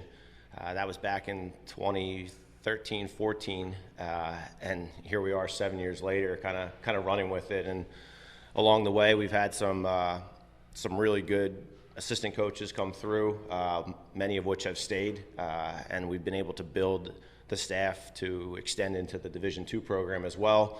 We have a really strong presence of alumni that have come back and wanting to devote their time to coaching and continuing to grow the program, which I just think speaks volumes, right? That they want to come back and give back after their playing days are up as well. So yeah, 7 years later, here we are. Program's at its peak right now, but still hungry for that next level, I think. All right, so let's get to some fun ones here. Yes, sir. I don't know how many of these you can answer, but let's start with, if you had to pick one guy who's the funniest guy on this hockey team, who would it be and why? I think Josh Sklar has a very big personality. He's always somebody who, whether it's an outrageous suit to a home game or, experimenting with the facial hair, he always has something to keep the boys laughing and entertained. And, I think the coaches get a kick out of it as well. So he's got quite the personality on him. The messiest player on the team on road trips and wherever that may take you. Yeah, the messiest player on road trips. I don't know about that one, to be honest. We ride the guys pretty hard on cleaning up after themselves, so I think I'm proud to say that I can't pick a name out for that one, Bob. Okay, there you go. Yeah. That's good. So. Whether that's true or not, or if he's just deflecting exactly. the question, we'll let the viewers decide. Exactly. All right, Coach. Well, hey, don't want to take too much of your time, No, I but appreciate appreciate you coming on and giving some insight on the program, and we're looking forward to another great year with Drexel Hockey Network. Absolutely. Thanks for having me, Bob. And it's intermission here for the Drexel Hockey Network broadcast of Drexel Hockey from the class of 1923 arena. We have D1 coach Dylan Dignan with us here. And Dylan, you made an interesting transition this year from the D2 team up to the D1 team. Yeah. What's that been like? And if you could break down some of the differences between D1 and D2, I think you're in a unique position to explore that. Yeah, so far, I mean, just from a time commitment, last year for D2, we had 1 practice a week, 2 games a week mostly. So now we're ratcheting that up with D1, goes to 3 practices a week, 2 games a week. Seems like the competition is also, spread out a little bit more, so there'll be more travel and all that kind of stuff. So just off the bat, more time at the rink, which is always good. Spending all my weekends and stuff at the rink, no place I'd rather be. And then just from a depth perspective, for D2, we had a lot of young guys. Leadership had to have come from a lot of the coaches, trying to gather some of these younger players. Some people stepped up, but for the D1 team, we have returners. We have people who know the system. We already can go through and just hit the ground running, whereas with D2, we were really trying to build a culture last year as it is our first year. So a lot of differences, but I'm very excited to make the transition. Already enjoying it, so having my own opinions about different things. So if you could, based on what's PC and on camera, the differences between Justin and Kyle thus far from what you've seen. The differences between Justin and Kyle, just the way, first off, how we run the practices is different. With Justin, we, especially like I mentioned, having less experience, going through more of the systems and trying to go through that step by step. Whereas with Kyle, we're going high compete, high speed, and in between drills and things like that. So how we're running practices, and you can tell that Kyle has been doing this for a while. Justin stepped in as a head coach last year, I believe, at the college level for the first time. So just more experience and more about handling things. I really look to him as a mentor, someone who's been around the block. If I have questions, I go to him. So it's been good. It's great to be able to lean on both of them at this point. So if you could, the D1 team this year has a lot of talent, a lot of experience. Yeah. Any of the D2 guys that we're going to be looking for to compete and contribute at the D1 level, guys that you coach that you can kind of guide and roll with up to the D1 level? Yeah, so we're hoping, that's part of the goal is having both of these teams, is that we can do that. Recruiting from outside is great, but if we can build stuff from within, that's definitely good. There's one player in particular that we're looking to make an impact at forward this year, and that's Zane Reynolds. Huge player for us last year on D2, someone we could always rely on to score, to be in the right play or right positions, make the right plays. We're thinking that he's going to be able to slot in perfectly within D1, and that's something that we need to build around, right? We had, most wins of any Drexel hockey program last year with the D1 team, and we got to nationals. We're so close to getting that win. We need these type of pieces, and I think he's going to be able to contribute and fill in a role really easily. So what was your journey to get here, coaching with D2 last year in year 1 of the program? But if you could break down your hockey career leading into this point, and then how you ended up joining the program now. Yeah. So I went from the area, grew up in Delaware, came to Drexel after I played a little bit of junior hockey for Little Flyers. Came to Drexel just because I found it online. My uncle had gone here, and I was like, okay, and I knew I could play hockey, so kind of fell into that randomly. Played all 5 years, and then ended up moving away from the area for a few years. I moved back last year, and I was asked from David Hanaway, who's an assistant coach on D2, if I could help step in and just be on the ice and move some pucks for practice. And then a week or two goes by, and I'm the only one at practice kind of helping run all the drills. Kind of got thrown into the fire a bit there, but I loved every single second of it. As soon as I got back into it, I knew I wanted to stick around, and even if they asked me to leave, I'd make my way back. So it's been really great. I love working with all the kids, and if you just feel like you're back in that player atmosphere a little bit too, but you also get to see them grow, which is something that I didn't realize that I would actually enjoy. But it's amazing to see, what work you put in, what work the kids put in, and how that transition is something. It's a great feeling. So. Well, we appreciate your contributions to the program. Excited to see you behind the bench for D1 games this year. Dylan Dignan, assistant coach for the D1 team. Thanks so much for your time. Thanks, Bob.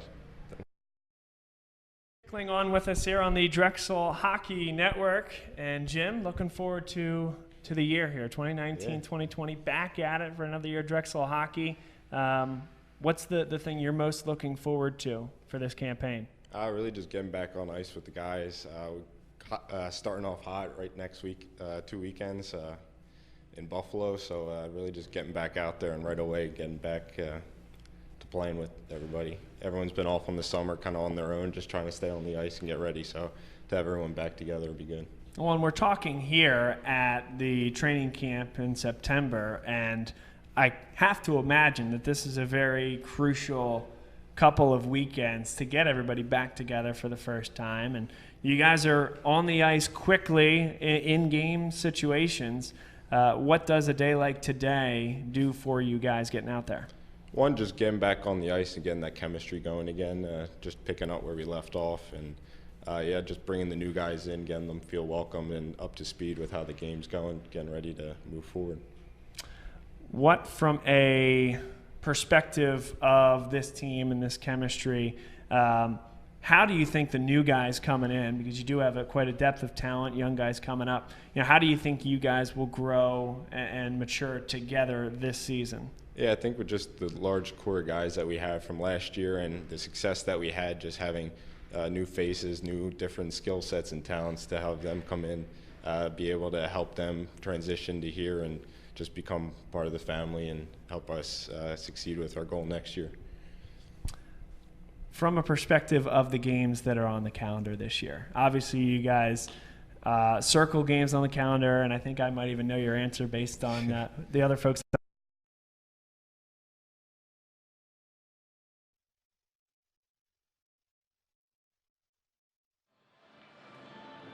And sorry this time to cut off James Schickling, but we're ready for the third period of action here from the class of 1923 arena. It's Drexel against Villanova. Drexel in the gold, Villanova in the navy blue. And a good pickpocket there to the backhand, couldn't get the shot off. And Drexel able to bring this one forward. 2-on-1 if Drexel hurries. Jamie Crane leads the way. Now Villanova is back there defensively. Crane brings it right on, jams away at it in front, and it is sent to the backboards. Good defense there by the Wildcats.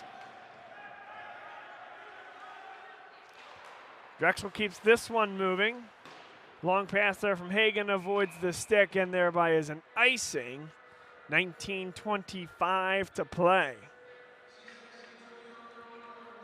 This portion of today's game brought to you by Drexel University's LeBeau College of Business. For over 125 years, Drexel University has been uniting academia and industry to empower the next generation of leaders. Enroll in graduate and executive education programs at Drexel University's LeBeau College of Business and join over 40,000 alumni transforming their careers in industry. You can find more at drexellebeau.com.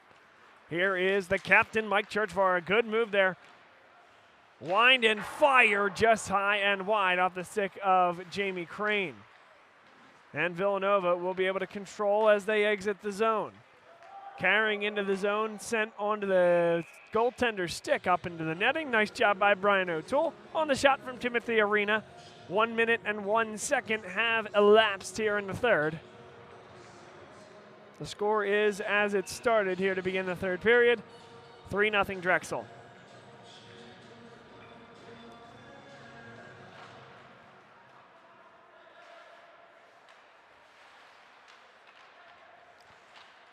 And Drexel with possession right in front for Villanova. Into the slot, wind, and a big block there. Aaron Carmichael, can he start the break himself? He does. Has Kyle Weller with him, taken off his stick well by number 21, Joseph Duffy, and he's able to tattoo him into the backboards. But Drexel gets a tip right on the net. Aaron Carmichael there off the pass from Eugene Lim. Nicely done by Drexel. Wyeth Cool will send it back deep. Everybody will have to touch up. And Villanova will control Michael Carroll back behind the net. Joseph Duffy has it on his stick, flips it up forward, trying to get a touch there. Parisi couldn't control. In the neutral zone, Villanova has it. Michael Carroll turns on the puck, sends it in the middle of the ice. Nobody was there. And now Coleman Oh, that one got somebody right in the head in the stands, and he is, I think, no worse for the wear, thankfully, if in fact it did get him in the noggin.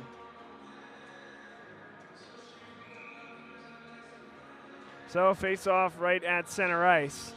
18:02 to go in the third period.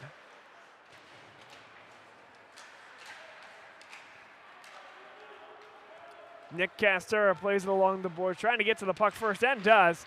Ortiz in there, shot from DiCarlo, big save by Fernandez. Castora turns and winds this one deep. Junmo Kim there, a big hit from Chris DiCarlo. D cleats, and D, what an unbelievable play that was. That is fantastic from DiCarlo, and Kim didn't see it coming. But now Kim back onto the puck. He tries to exact some revenge of his own as he gets it to the red line. He'll send it deep and will stay out there on the ice. Castora has the puck on his stick, back below his own goal line. Long pass touched there by Nick Urbani, and onto it first is Jared Ortiz, gaining the zone. Kept in, what a play that was. James Schickling has it on his backhand, takes the shot, it's just wide. He'll continue to chase. Parisi feigns that one. Schickling keeps it in for the time being. Now Villanova brings this one forward. A nice displacement there by Gianluca Travia. McGinley didn't get much on that shot, has it back below the goal line. Taken off the puck that time by Maxwell Williams, and Williams will come back behind his own goaltender's net. 16:35 to play. Flip tie. Here comes Villanova. It's 2-on-2 the other way. George Clark on the near side board, sent right across. A deflection by Brett Coleman took away any trouble. But Drexel still looking for a clearance. James Schickling on the puck. He'll send it along. Travia couldn't quite clear it, but now Schickling with possession. A long, ambitious pass there, intercepted, but Zane Reynolds comes up with it. Gains the line along the far side board. Schickling, good move there, but the defender takes him off the puck. Joseph Duffy, along with number 9, Timothy Matthews for Villanova. Wildcats have the puck. Now just looking for that clearance. Kept in there by Nick Urbani. Big bounce right in front, backhand, and a save by the goaltender, Ajay Fernandez. Patrick McGinley able to get the backhand on it right in front of the net. 15:47 to play. Fernandez makes the save to keep it 3-0.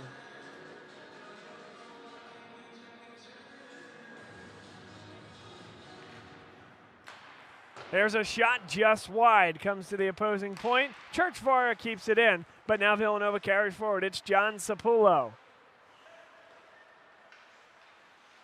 Churchvara across for Urbani. Long pass does come onto the stick of Weller. Weller right across. Eugene Lim tried to pass it one more time, and it was intercepted. Urbani, here he comes in between the circles and poked away from him well by John Sapullo. Drexel needs to touch up on the delay offside. Villanova dressed in the navy blue uniforms, having some trouble clearing the puck. But now this beautifully brought forward. Maybe numbers even here for Villanova. Long shot just high of the bar.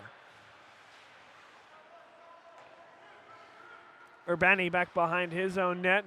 Does a pirouette to avoid 2 defenders. Patience here as he plays that forward. Touched up by Aaron Carmichael. He'll fudge this one deep, but this one's going to come on to O'Toole, and he's going to find a way to just stop the play by covering it up. 14:46 to play. It's the third period here on the Drexel Hockey Network. Bob Long on play-by-play. Thanks to all the folks that have been with us all year. We welcome the Road Villanova Ice Cats fans.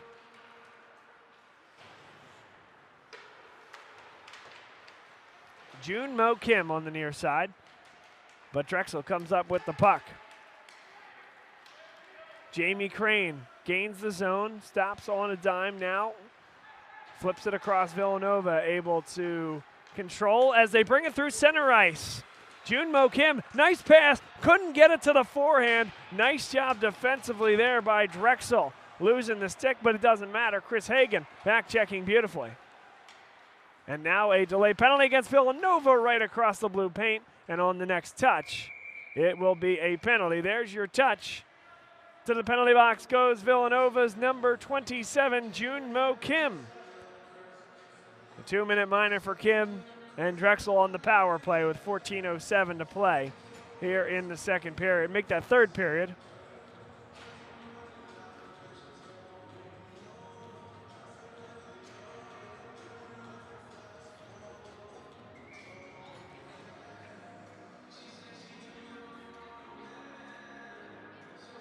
They're going to move this one across to the opposite circle. Aaron Carmichael against Joseph Pacifico. Face off, controlled by Pacifico to the back boards. Here's Drexel with it now, James Schickling. Schickling with patience, plays it to Eugene Lim. Lim gets a lot of run in the special team situation on the team's first power play unit. Churchvara below the goal line. Spins with the puck. Aaron Carmichael up at the point with patience here. Churchvara at the edge of the circle, pull it back one more time. Lim takes the shot through traffic. Schickling still there. Drexel trying to find the best shot. That's a good one from Churchvara. Big save in net by Ajay Fernandez. One-timer and a big block. That was huge as Fernandez was slow getting to that side of the net. Joseph DeSimone puts his body on the line in Villanova. Forces Drexel all the way back. 1 minute gone in this 2-minute minor to Junmo Kim. 13 minutes to play in the hockey game. Nick Urbani spins away. He'll carry forward, gain the red line, and he'll gain the zone. Urbani does a circle around. Here's Kyle Weller back for Urbani. Edge of the circle. And Drexel remains patient. Hagen with a shot wide. Big rebound right across the blue pane as Kyle Weller spun it home. And now we get a whistle. Comes with 12:30 in the game. 24 on the power play. And it was the net coming off the moorings.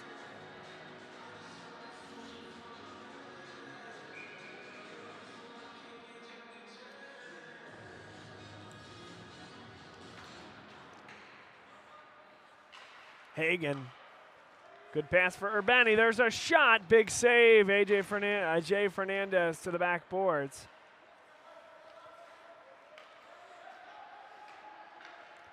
Kyle Weller, what a pass that was. Hagen, one more time. Weller with a shot, it's blocked in front. 2 seconds now down to 1. Back at full strength is Hagen. An aggressive pass was intercepted by Villanova. Villanova comes back the other way. Junmo Kim just out of the box, sends that one on net. Brian O'Toole, no problem whatsoever to cover that up. 38 registered shots for Drexel, just 14 for Villanova, and a 3-0 lead for the Dragons here at home. Little less than midway through the third period.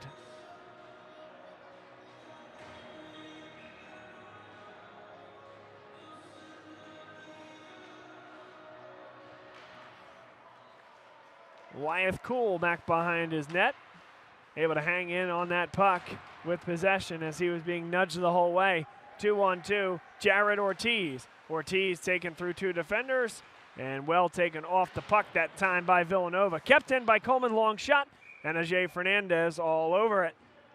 11:37 left in the third period. A stoppage here for an offensive zone face-off for Drexel. Look at Coleman's shot through traffic.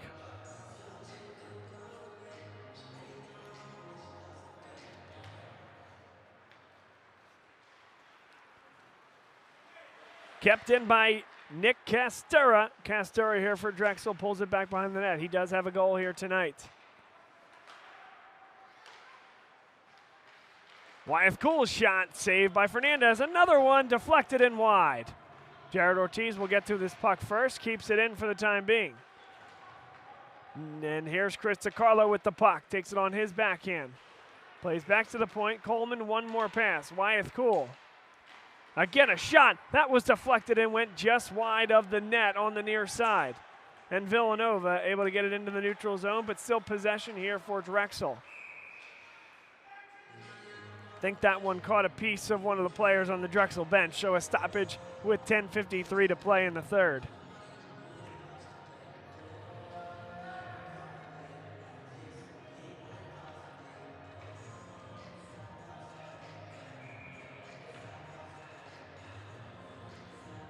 Cam Neely against Junmo Kim, and Drexel controls the faceoff.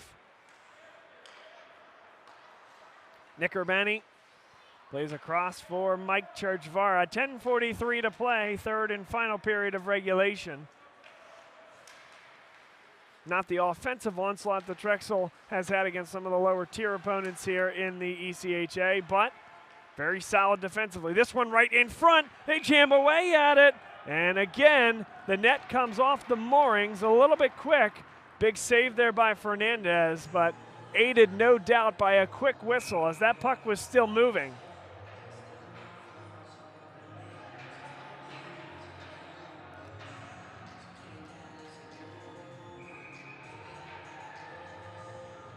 Now a lot of confusion as there's about 7 Ice Cats out there on the ice. Now the switch is made. And Villanova will control off the faceoff, sending it along the boards. Nice job by Mike Churchvara to take Christopher Parisi off the puck. Nick Urbani for Churchvara to the red line and sends it deep. He'll come onto this puck first. A backhand came in front, and now Villanova comes back the other way, but everybody skated away from the puck, so Churchvara takes it right back, flicked up ahead. And Gil Fillon Jr. will send it deep. Here's Christopher Parisi on the puck, taken very quickly away from him. Expertly done by the Dragons. Long pass ends up in the Villanova bench as he was looking for a streaking Jamie Crane. 9:46 to play, third period. Drexel has registered now 40 shots on net. 3 of them have beaten Ajay Fernandez. Brian O'Toole, perfect. 15 saves, 15 shots faced.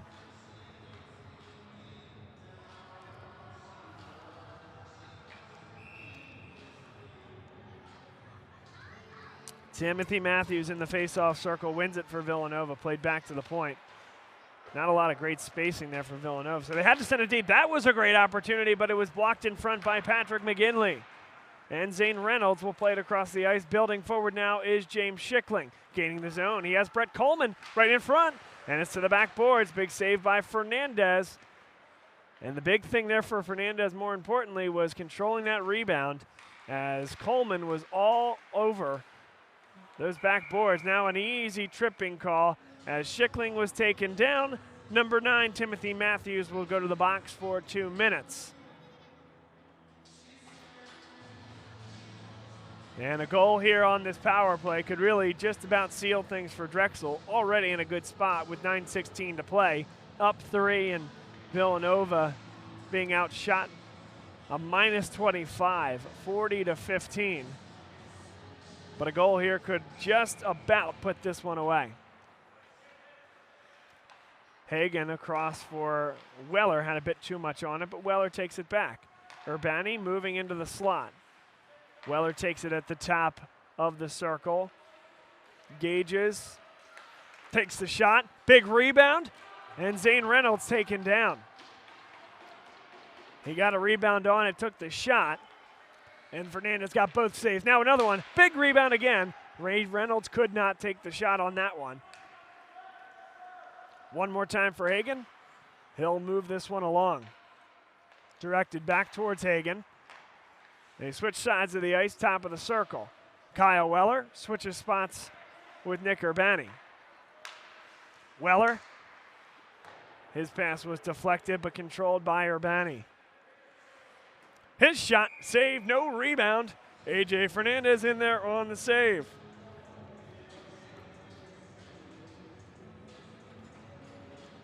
One more look as Fernandez comes up with that save.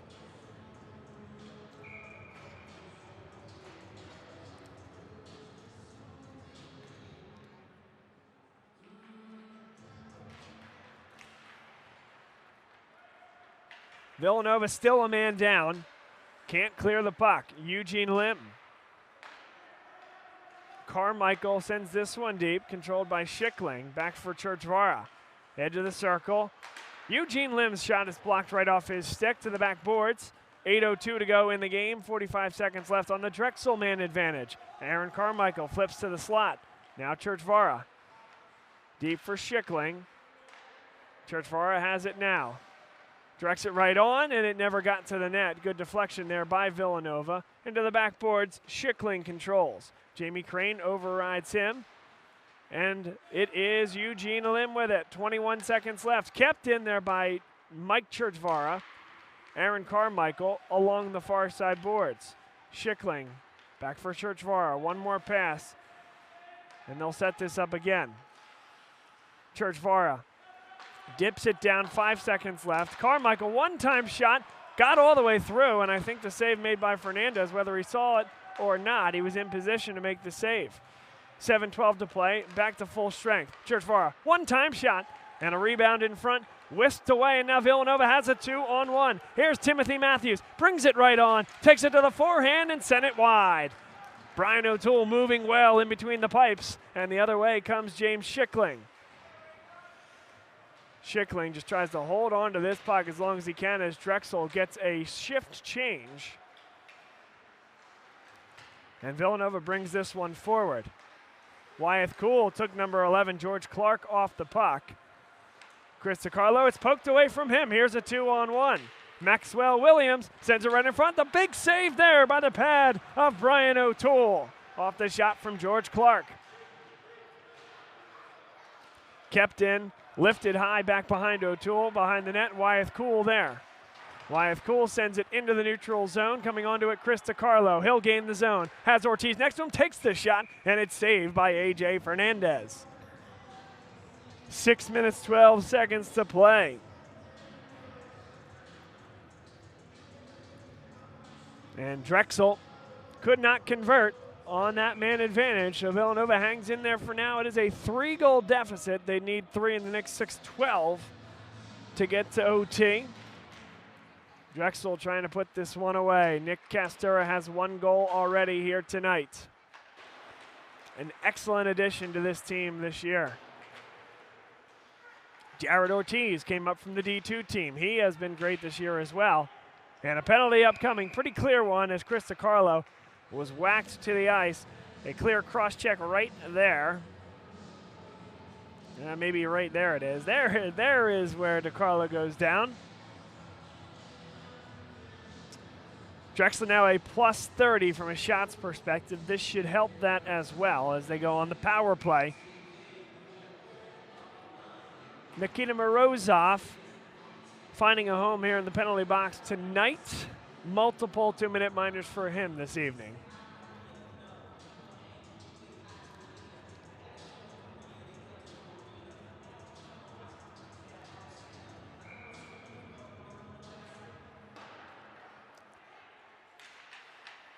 Now Reynolds plays this back to the point. Here's Christopher Hagan. Directs it to the opposite circle. Urbani takes the shot. It's blocked. And Villanova can't quite get the clearance. Reynolds taken down.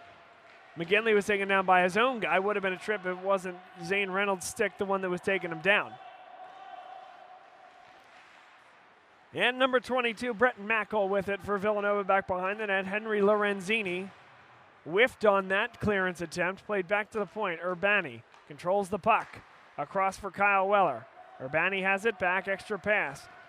Right across in front of the net, jamming away at it, and it's sent to the back boards. And all the way to the far side boards, taken down hard was number 9. Make that number, yeah, it was 9. Zane Reynolds taken down on that play as he'll head to the bench a bit slowly.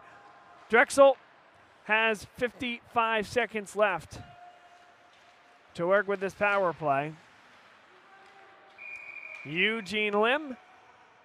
And we get a whistle here with 5 minutes to play. 2 men on the ice for Drexel. Christopher Hagan will serve it. 4-on-4 hockey for the first time tonight and for the next 49 seconds.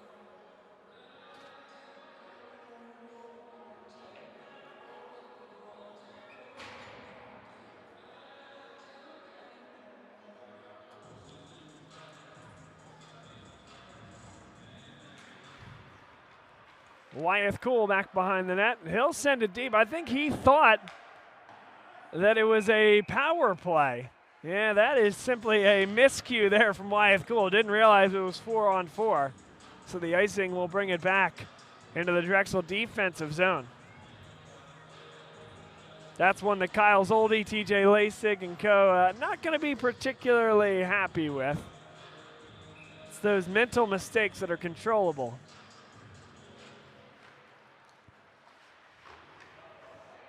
This time Drexel does control, and they'll carry it out without the benefit of being able to ice the puck. Now Wyeth Cool trying to atone for that. Brought that one through. Here's Eugene Lim. Right in front, it pops high into the backboards. Big save by Ajay Fernandez. 21 seconds left of 4-on-4 hockey. And Villanova shoves this one deep. On it now, Joseph Duffy. But Aaron Carmichael will get there first, able to take him off the puck. Brett Coleman pulls it back. 7 seconds left. And Aaron Carmichael carries it into the zone. He'll take the shot, try to go short side, just wide. Mike Churchvara gains the zone, across for Eugene Lim. And taken off the puck well by number 11, George Clark. Carrying forward is Richard Halevi. Into the zone comes Timothy Arena. Arena plays it across and into the slot. Mackel wants this puck back and gets it. Mackel in the slot winds. One more pass from Arena. Could not find Timothy Matthews, so Mackel will get it back, but it rolls over his stick. A bit lackadaisical that time from the Villanova defenseman, and a giveaway. 31 seconds left on the Villanova man advantage. They get the puck right back. And here's a shot right in front. What a save there by Brian O'Toole, right across the blue paint. And Mike Churchvara will control it up the ice. Sent deep by Patrick McGinley.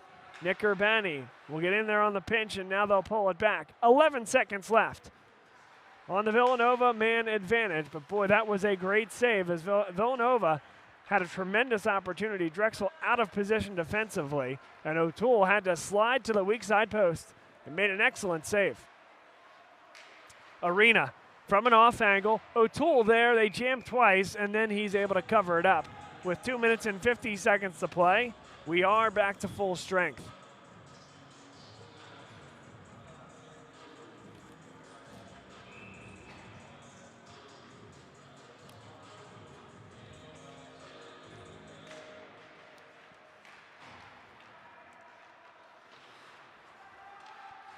Villanova couldn't come onto the puck. 5-on-5 hockey for Drexel now. Brett Coleman played forward. Jamie Crane gains the zone. Cross ice pass goes over the stick of Cam Neely, and Villanova comes back the other way. Potentially numbers here. Gil Fillon drops it back for Parisi, who struggles to gain possession of the puck. And Drexel gets the clearance. Sent right back in deep by Villanova. 2:15 to play. And a giveaway. Not a good spot. Had a man right in front. Simply a missed opportunity. Parisi was right in front. That puck has to be low, hard, and on the ice for Parisi to put that in front. Instead, he was looking for Junmo Kim. Just an incorrect read there by the Wildcats. And Aaron Carmichael will chase this deep to avoid the icing. Carmichael. What a pass that was. It was just maybe the least bit behind Kyle Weller, but great vision from the senior here for Drexel. 1 minute, 40 seconds to play. Villanova trying to get on the board. Halevi for Arena, and a good job by number 15, Gianluca Travi, to keep his stick on the ice. Nice interception.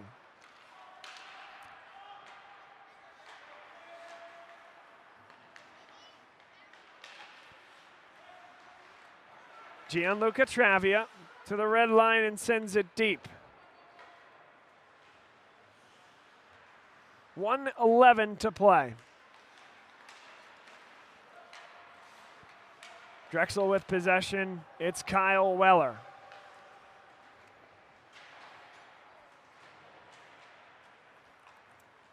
Brian O'Toole, his record will move to 4-0 on the year. 1 goals against average and a .923 save percentage coming in. Well, if my very simple math comes in handy here. He's given up 3 goals in 3 games. If this is a clean sheet on its way to being that, it'll be .75 goals against, and that save percentage undoubtedly will go up. So O'Toole has had a nice year backing up Jeremy Wick and has allowed Drexel to be successful while giving their top guy a night off. Nick Castora wants his 2nd goal of the night. Chris DiCarlo's in there as well. Flipped up. This will stay in the zone. Churchvara keeps it moving for Jared Ortiz. Edge of the circle. Takes the shot. It's blocked. Comes right on Fernandez, and then Villanova able to corral it, head up the ice. Maybe one more rush here for Villanova. Final 20 seconds of regulation. Churchvara played forward. Castora comes into the offensive zone. He'll pull this one back. Urbani sends it deep. That one bounces just wide, down to the final 3 seconds. And your Drexel University Dragons make it official here in the ECHA, heading to the Nationals and winning the regular season championship here in the conference, ending it with a win against the Villanova University Ice Cats. Congratulations to Drexel. It's something we knew coming into this game, so made this one perhaps a little bit different from a stakes perspective, but a 3-0 solid win. The shutout for Brian O'Toole. And Villanova will end their ECHA season with a loss against the Drexel University Dragons. Next up for us, for the D1 team on the Drexel Hockey Network, is a tune-up matchup against Kent State next Saturday and Sunday. That might be actually Friday, Saturday. I beg your pardon. Next Friday and Saturday, they'll take on Kent State University here from the class of 1923 arena.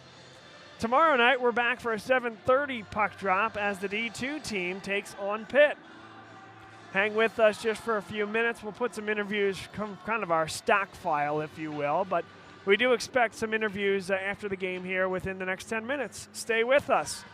Again, the Drexel Dragons a winner 3-0 here over the Villanova University Ice Cats. They sweep the season series there, and they end the ECHA regular season schedule with all wins except for a regulation loss to the Naval Academy. That was a game they outshot them by about 35 shots. It's been dominant here for this Drexel Dragons team this year, the ECHA. They took no prisoners within it. And for that performance, they're on their way to Nationals in late March. Again, stay with us. We'll have interviews in just a few minutes here on the Drexel Hockey Network.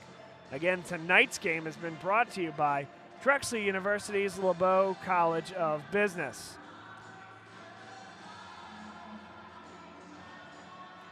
Enjoy an interview now with the captain, Mike Churchvara, that we kind of have in our stock file, as I mentioned. And then we'll have the real thing coming up with some of your favorite Drexel Dragon team members coming up. Back, it's intermission here on the Drexel Hockey Network, and we have the captain, Mike Churchvara, here with us. Mike, welcome, and thanks for spending some time with us here. Thank you for having me on. It's really nice to be here again. It's been a while. Absolutely. Yes, it has been, but happy that it's hockey season again. All is right with the world. Definitely, all is right. I know what to do now. Yep. I'm okay. So what you have to do this year is take over for a captain in Dylan Hart, who was a tremendous ambassador for the program, a good face internally and externally for everything that the program stands for. Right. What personal responsibility do you take there, and how do you look forward to executing upon everything you need to do on and off the ice? Well, I was also a roommate with Dylan for 3 years, so I had a lot of knowledge of how he carried himself on and off the ice, how he talked to the coaches and things of that sort. So it's a matter of taking what I know and who I am and how I've grown over 5 years now at Drexel, and just applying that next step. Just being a good teammate, being a good leader, setting a good example for everybody. And then the outreach too. Now that we have 2 teams, a lot of responsibility comes on our shoulders here. So just want to take that next step, make sure everything's running smoothly. The program has a good face. And then for this year, a lot of expectations, of course. You guys had a great year last year, best in program history. Talked to Nathan about it. He said that third period against Oklahoma was one of the best that you guys played all year, and I would concur with that. How do you build upon that going into this year, and What is a realistic expectation after everything you guys accomplished last year? I think we all know that next step is winning a game at nationals. 3 straight years we've gone to nationals, and 3 straight years we've lost that first game. I think we've built each year to the point where last year we were a goal away. We were actually a crossbar away with Eugene scoring that goal to tie it to send to overtime. This goal right now is to win our league, get back to Dallas, and win that game. I think we can do it with the team that we have. We're a stronger group before, a little bit more mature. I think I'm excited.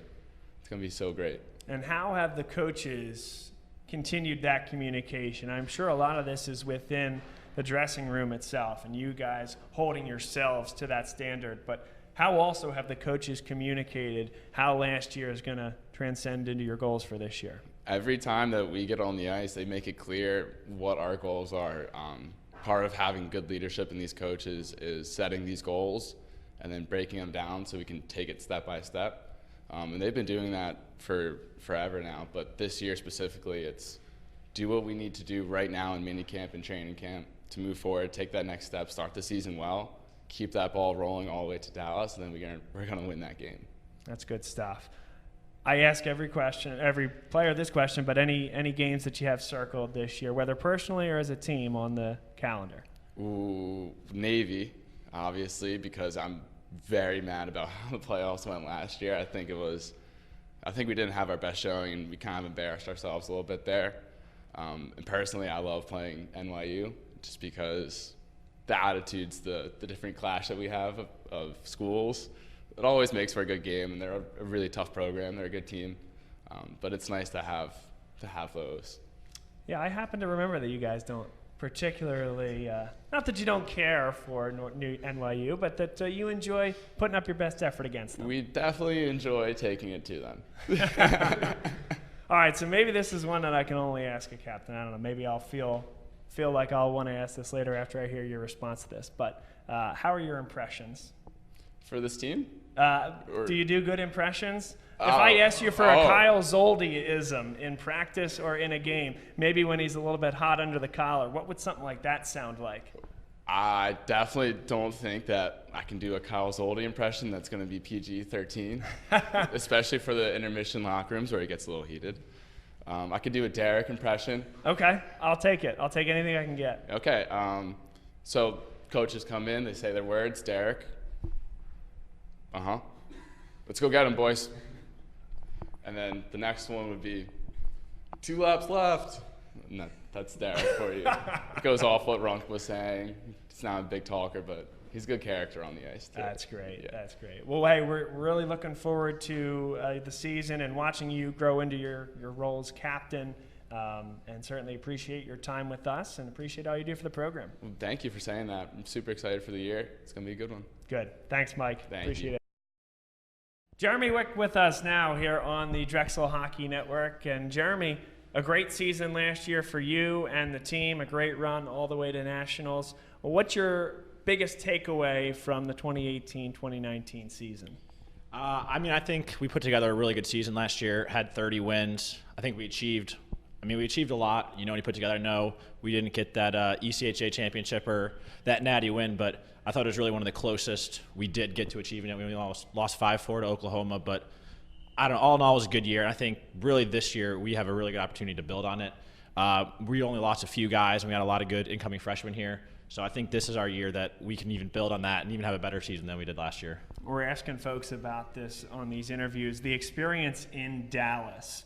What was that like as a team, both from a competition standpoint and from a bonding standpoint? What do you think that experience did for you guys as you build into this season? Yeah, I think anytime you can get to nationals, all the best teams in the countries are there. So you get the opportunity to watch these teams play, learn something from just watching them, and kind of going through the whole entire process. I think if you haven't been there before, there's a lot of pressure on guys. This is your opportunity. Like, you want to win, you want to play big, and I don't know, I think once you kind of get comfortable in that, the next time around, you're more comfortable and you're going to play better. How's summer been? Summer's been a lot of fun.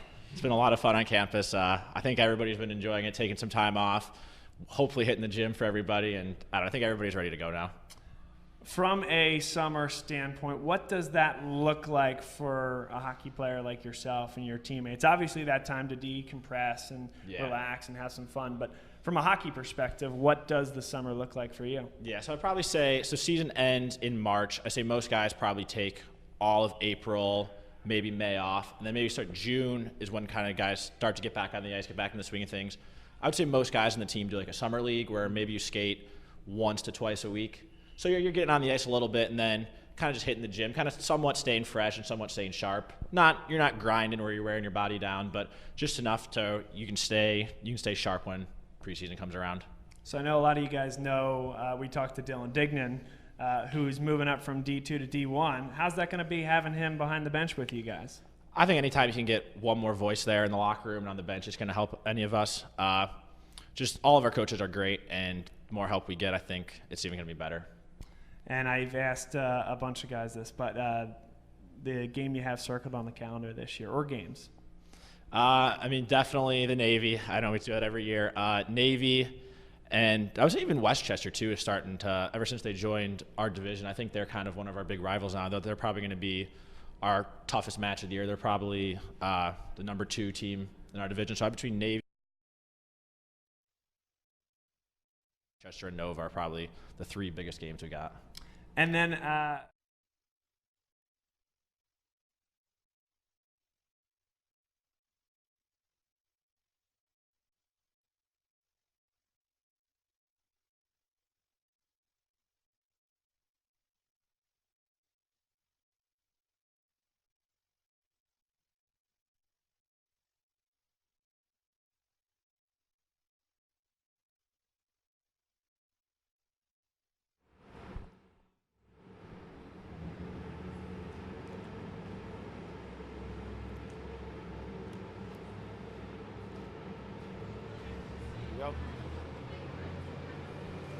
welcome back inside the Drexel Hockey Network studios. Bob Long alongside the head coach, Kyle Zoldi. Kyle, congratulations, ending the regular season with a bang here, at least in ECHA play. Yep. What was it like coming into this one knowing that you actually had Nationals all locked up? Yeah, I mean, obviously you want to win every game, so it's good to come out here and have a nice complete effort tonight, but felt good to know that, and the bus ride home was a fun one last night. You know, we saw the update that Westchester beat Navy, and, you know, that solidified our spot, so there was quite a rouse on the bus and some music on the way home, and just, you know, a good time, and that's really what it's all about. But yeah, real proud of the regular season effort this year. It was a tough conference to get through, but proud of the guys for doing it. So I know there are a few storylines heading into Nationals to talk about. One is what seed you guys will get. So you're the 14th team nationally right now. Yes. The top 12 get a bye. Yep. So what does the next few weeks of the regular season and into the conference playoffs look like for you guys from that perspective? Right. I mean, obviously we're going to take it one day at a time to finish out the year. We have Kent State, 2 games at home next week, which we're looking forward to. So obviously need 2 wins to continue to hold that top spot in the rankings and maybe climb a little bit. But after that, it's going to be a little bit of a waiting game for us. You know, the national bids won't lock until March 1st. So some teams have games those last 2 weekends in February while we'll be off and just practicing, and you know, we'll see how the pieces fall. But you know, being in that, even in the top 14 this year, is just a huge testament to the program and everybody's efforts to get us there. So we're proud of where we are, but certainly hoping we could squeeze into that top 12. Yeah, so, absolutely. Yeah. So Yes. 4 straight, if I have that correct, to Yes, sir. Nationals for you guys. Yep. I know the ultimate goal is to win one and more Yeah, at the absolutely. Nationals tournament. What are you seeing out there from the rest of the league nationally? Yeah, no, I mean, there's a lot of good hockey teams. Whenever you get into that top 20, the caliber of play is top notch. And, you know, as always, we're going there with our goal to win our first game on that stage. It'll be a little interesting. I'll be honest with you, I didn't know that, or didn't think that us getting into the top 12 was maybe something viable this year. And, you know, we've just pieced together such a great season that, you know, now I guess our first win could be a bye if you want to take it that way. But again, just an interesting place to be, even considering the fact that a bye is a possibility right now. Yeah, and the full ECHA regular season, just 1 loss in regulation. That was to the Naval Academy in a game where you guys controlled from a shot perspective. I mean, from the puck drop to begin the season to right now, you guys have been as dominant as any team that this league has seen. How does that feel? Yeah, absolutely. I mean, I think coming out of training camp this year, we knew we had a very deep team, a lot of mature players, a good leadership core, everything you need to have success in this league. And I think we've lived up to the hype. And, it's a testament to some of the guys you'll talk to here in a second, the captains core. They've done a great job this year leading us. And, we have a whatever it takes mentality down the stretch here because we're certainly not done. So. Well, we're looking forward to being with you throughout most of that process. We'll be following along, broadcasting every step of the way. Head coach Kyle Zoldi with us. Yes, sir. Thanks for your time. Thank you. Appreciate it, Bob. Stay with us. We'll have players in the span of about a minute here. So hang with us. And again, reminder, this broadcast brought to you by Drexel University's LeBeau College of Business. Stay with us.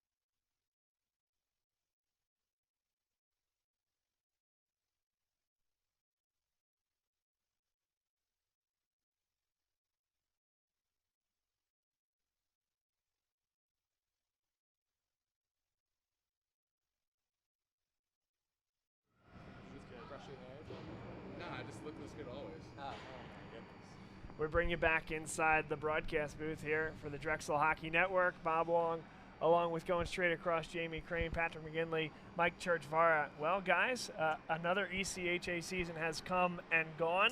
Another season in which you won the regular season championship and, of course, an automatic bid to the Nationals tournament. How does that feel? Good. Yeah. What are you going to say? Yeah, awesome. I mean, we're happy to be going back to Nationals. That was always the goal. Ooh, dropped something there. We're happy to be going back to Natties again. We have some unfinished business, though. We're coming for AJ, and we're going to get that championship back for the league. Yeah, really excited to get AJ back this year. 5 years. We've been to the national tournament 4 years. This is the year that we're going to win again. Definitely feel it. So, it's good. That's great. Well, I know that another big thing is where will you play, who will you play, more importantly, when will you play, right? You know where you're playing, Dallas.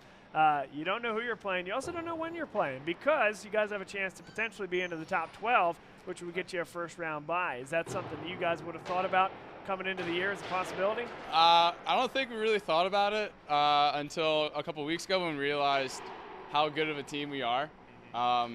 In past years, we'd probably be scared to be 12 and play the top teams, but this year I think we're ready. We can compete with anybody in this league. We got the depth, we got the skill. But you guys? Yeah, I mean, I think this year was a year for a lot of firsts, and to be 12th in the nation, we were 11th in the nation at one point. We're hungry. We want to get back up there and get as high as we can. Yeah, I mean, going off what they said, I think it was kind of like a stepping stone kind of thing. Like we were climbing the rankings, and then it was just kind of like keep taking steps forward, and then before we know it, we're like in the running for the 12th seed spot, and I mean we still have a shot at it, so we got our eyes on it. That's good stuff. Mike, you said something that I thought was interesting. You said you feel like things are a little bit different this year. Things are a little bit better this year, that there's a different experience. Could you pinpoint what those things are that make this season feel different? Sure. Really, it's a mentality. It's a confidence thing that goes through all 20 guys, all 25 guys, where we know that this is our year and we're a brotherhood. We're going to do this together. That team mentality, it comes and goes in past years, but this year it never faded. We've had come from behind wins. We've beat teams that we should have in past years lost to. But we know where we stand and we know we're good enough now. And it goes through the entire team. And that confidence is going to carry us a long way. Well, certainly we'll be looking forward to that. Walk me through, last one before we get you guys out of here. What's the next month look like? So we're sitting here in early February. You know you're going to Nationals in late March. What does the next month and a half look like for you guys? It's a matter of keeping the mentality, staying relentless, keeping the pedal to the metal. PTM, that's what Zoldi always says. He loves the motto. But really, we're just got to keep going. You cannot have that mental break where you think you're good. Today, I think we played a full 60 minutes, and that's something that's important. just keep doing that. I think that's what we got to do for the next month. We got that Mamba mentality. Shout out to Kobe. You know, we're hungry. We're hungry. We're gonna get that win at nationals. We're gonna get AJ back, and we're gonna bring it home for sure. Yeah. Yeah, I think we kind of have to like keep the mindset and keep nationals in our, you know, as our focal point. Like, we got a couple non-league games next weekend, and then probably a couple scrimmages before we head out. But like, we just gotta, you know, play all the way out. Like, it's, you know, playoffs. Then again, yeah, we got playoffs too. Like, don't forget that. Don't forget that. AJ's coming home. Yeah, but AJ.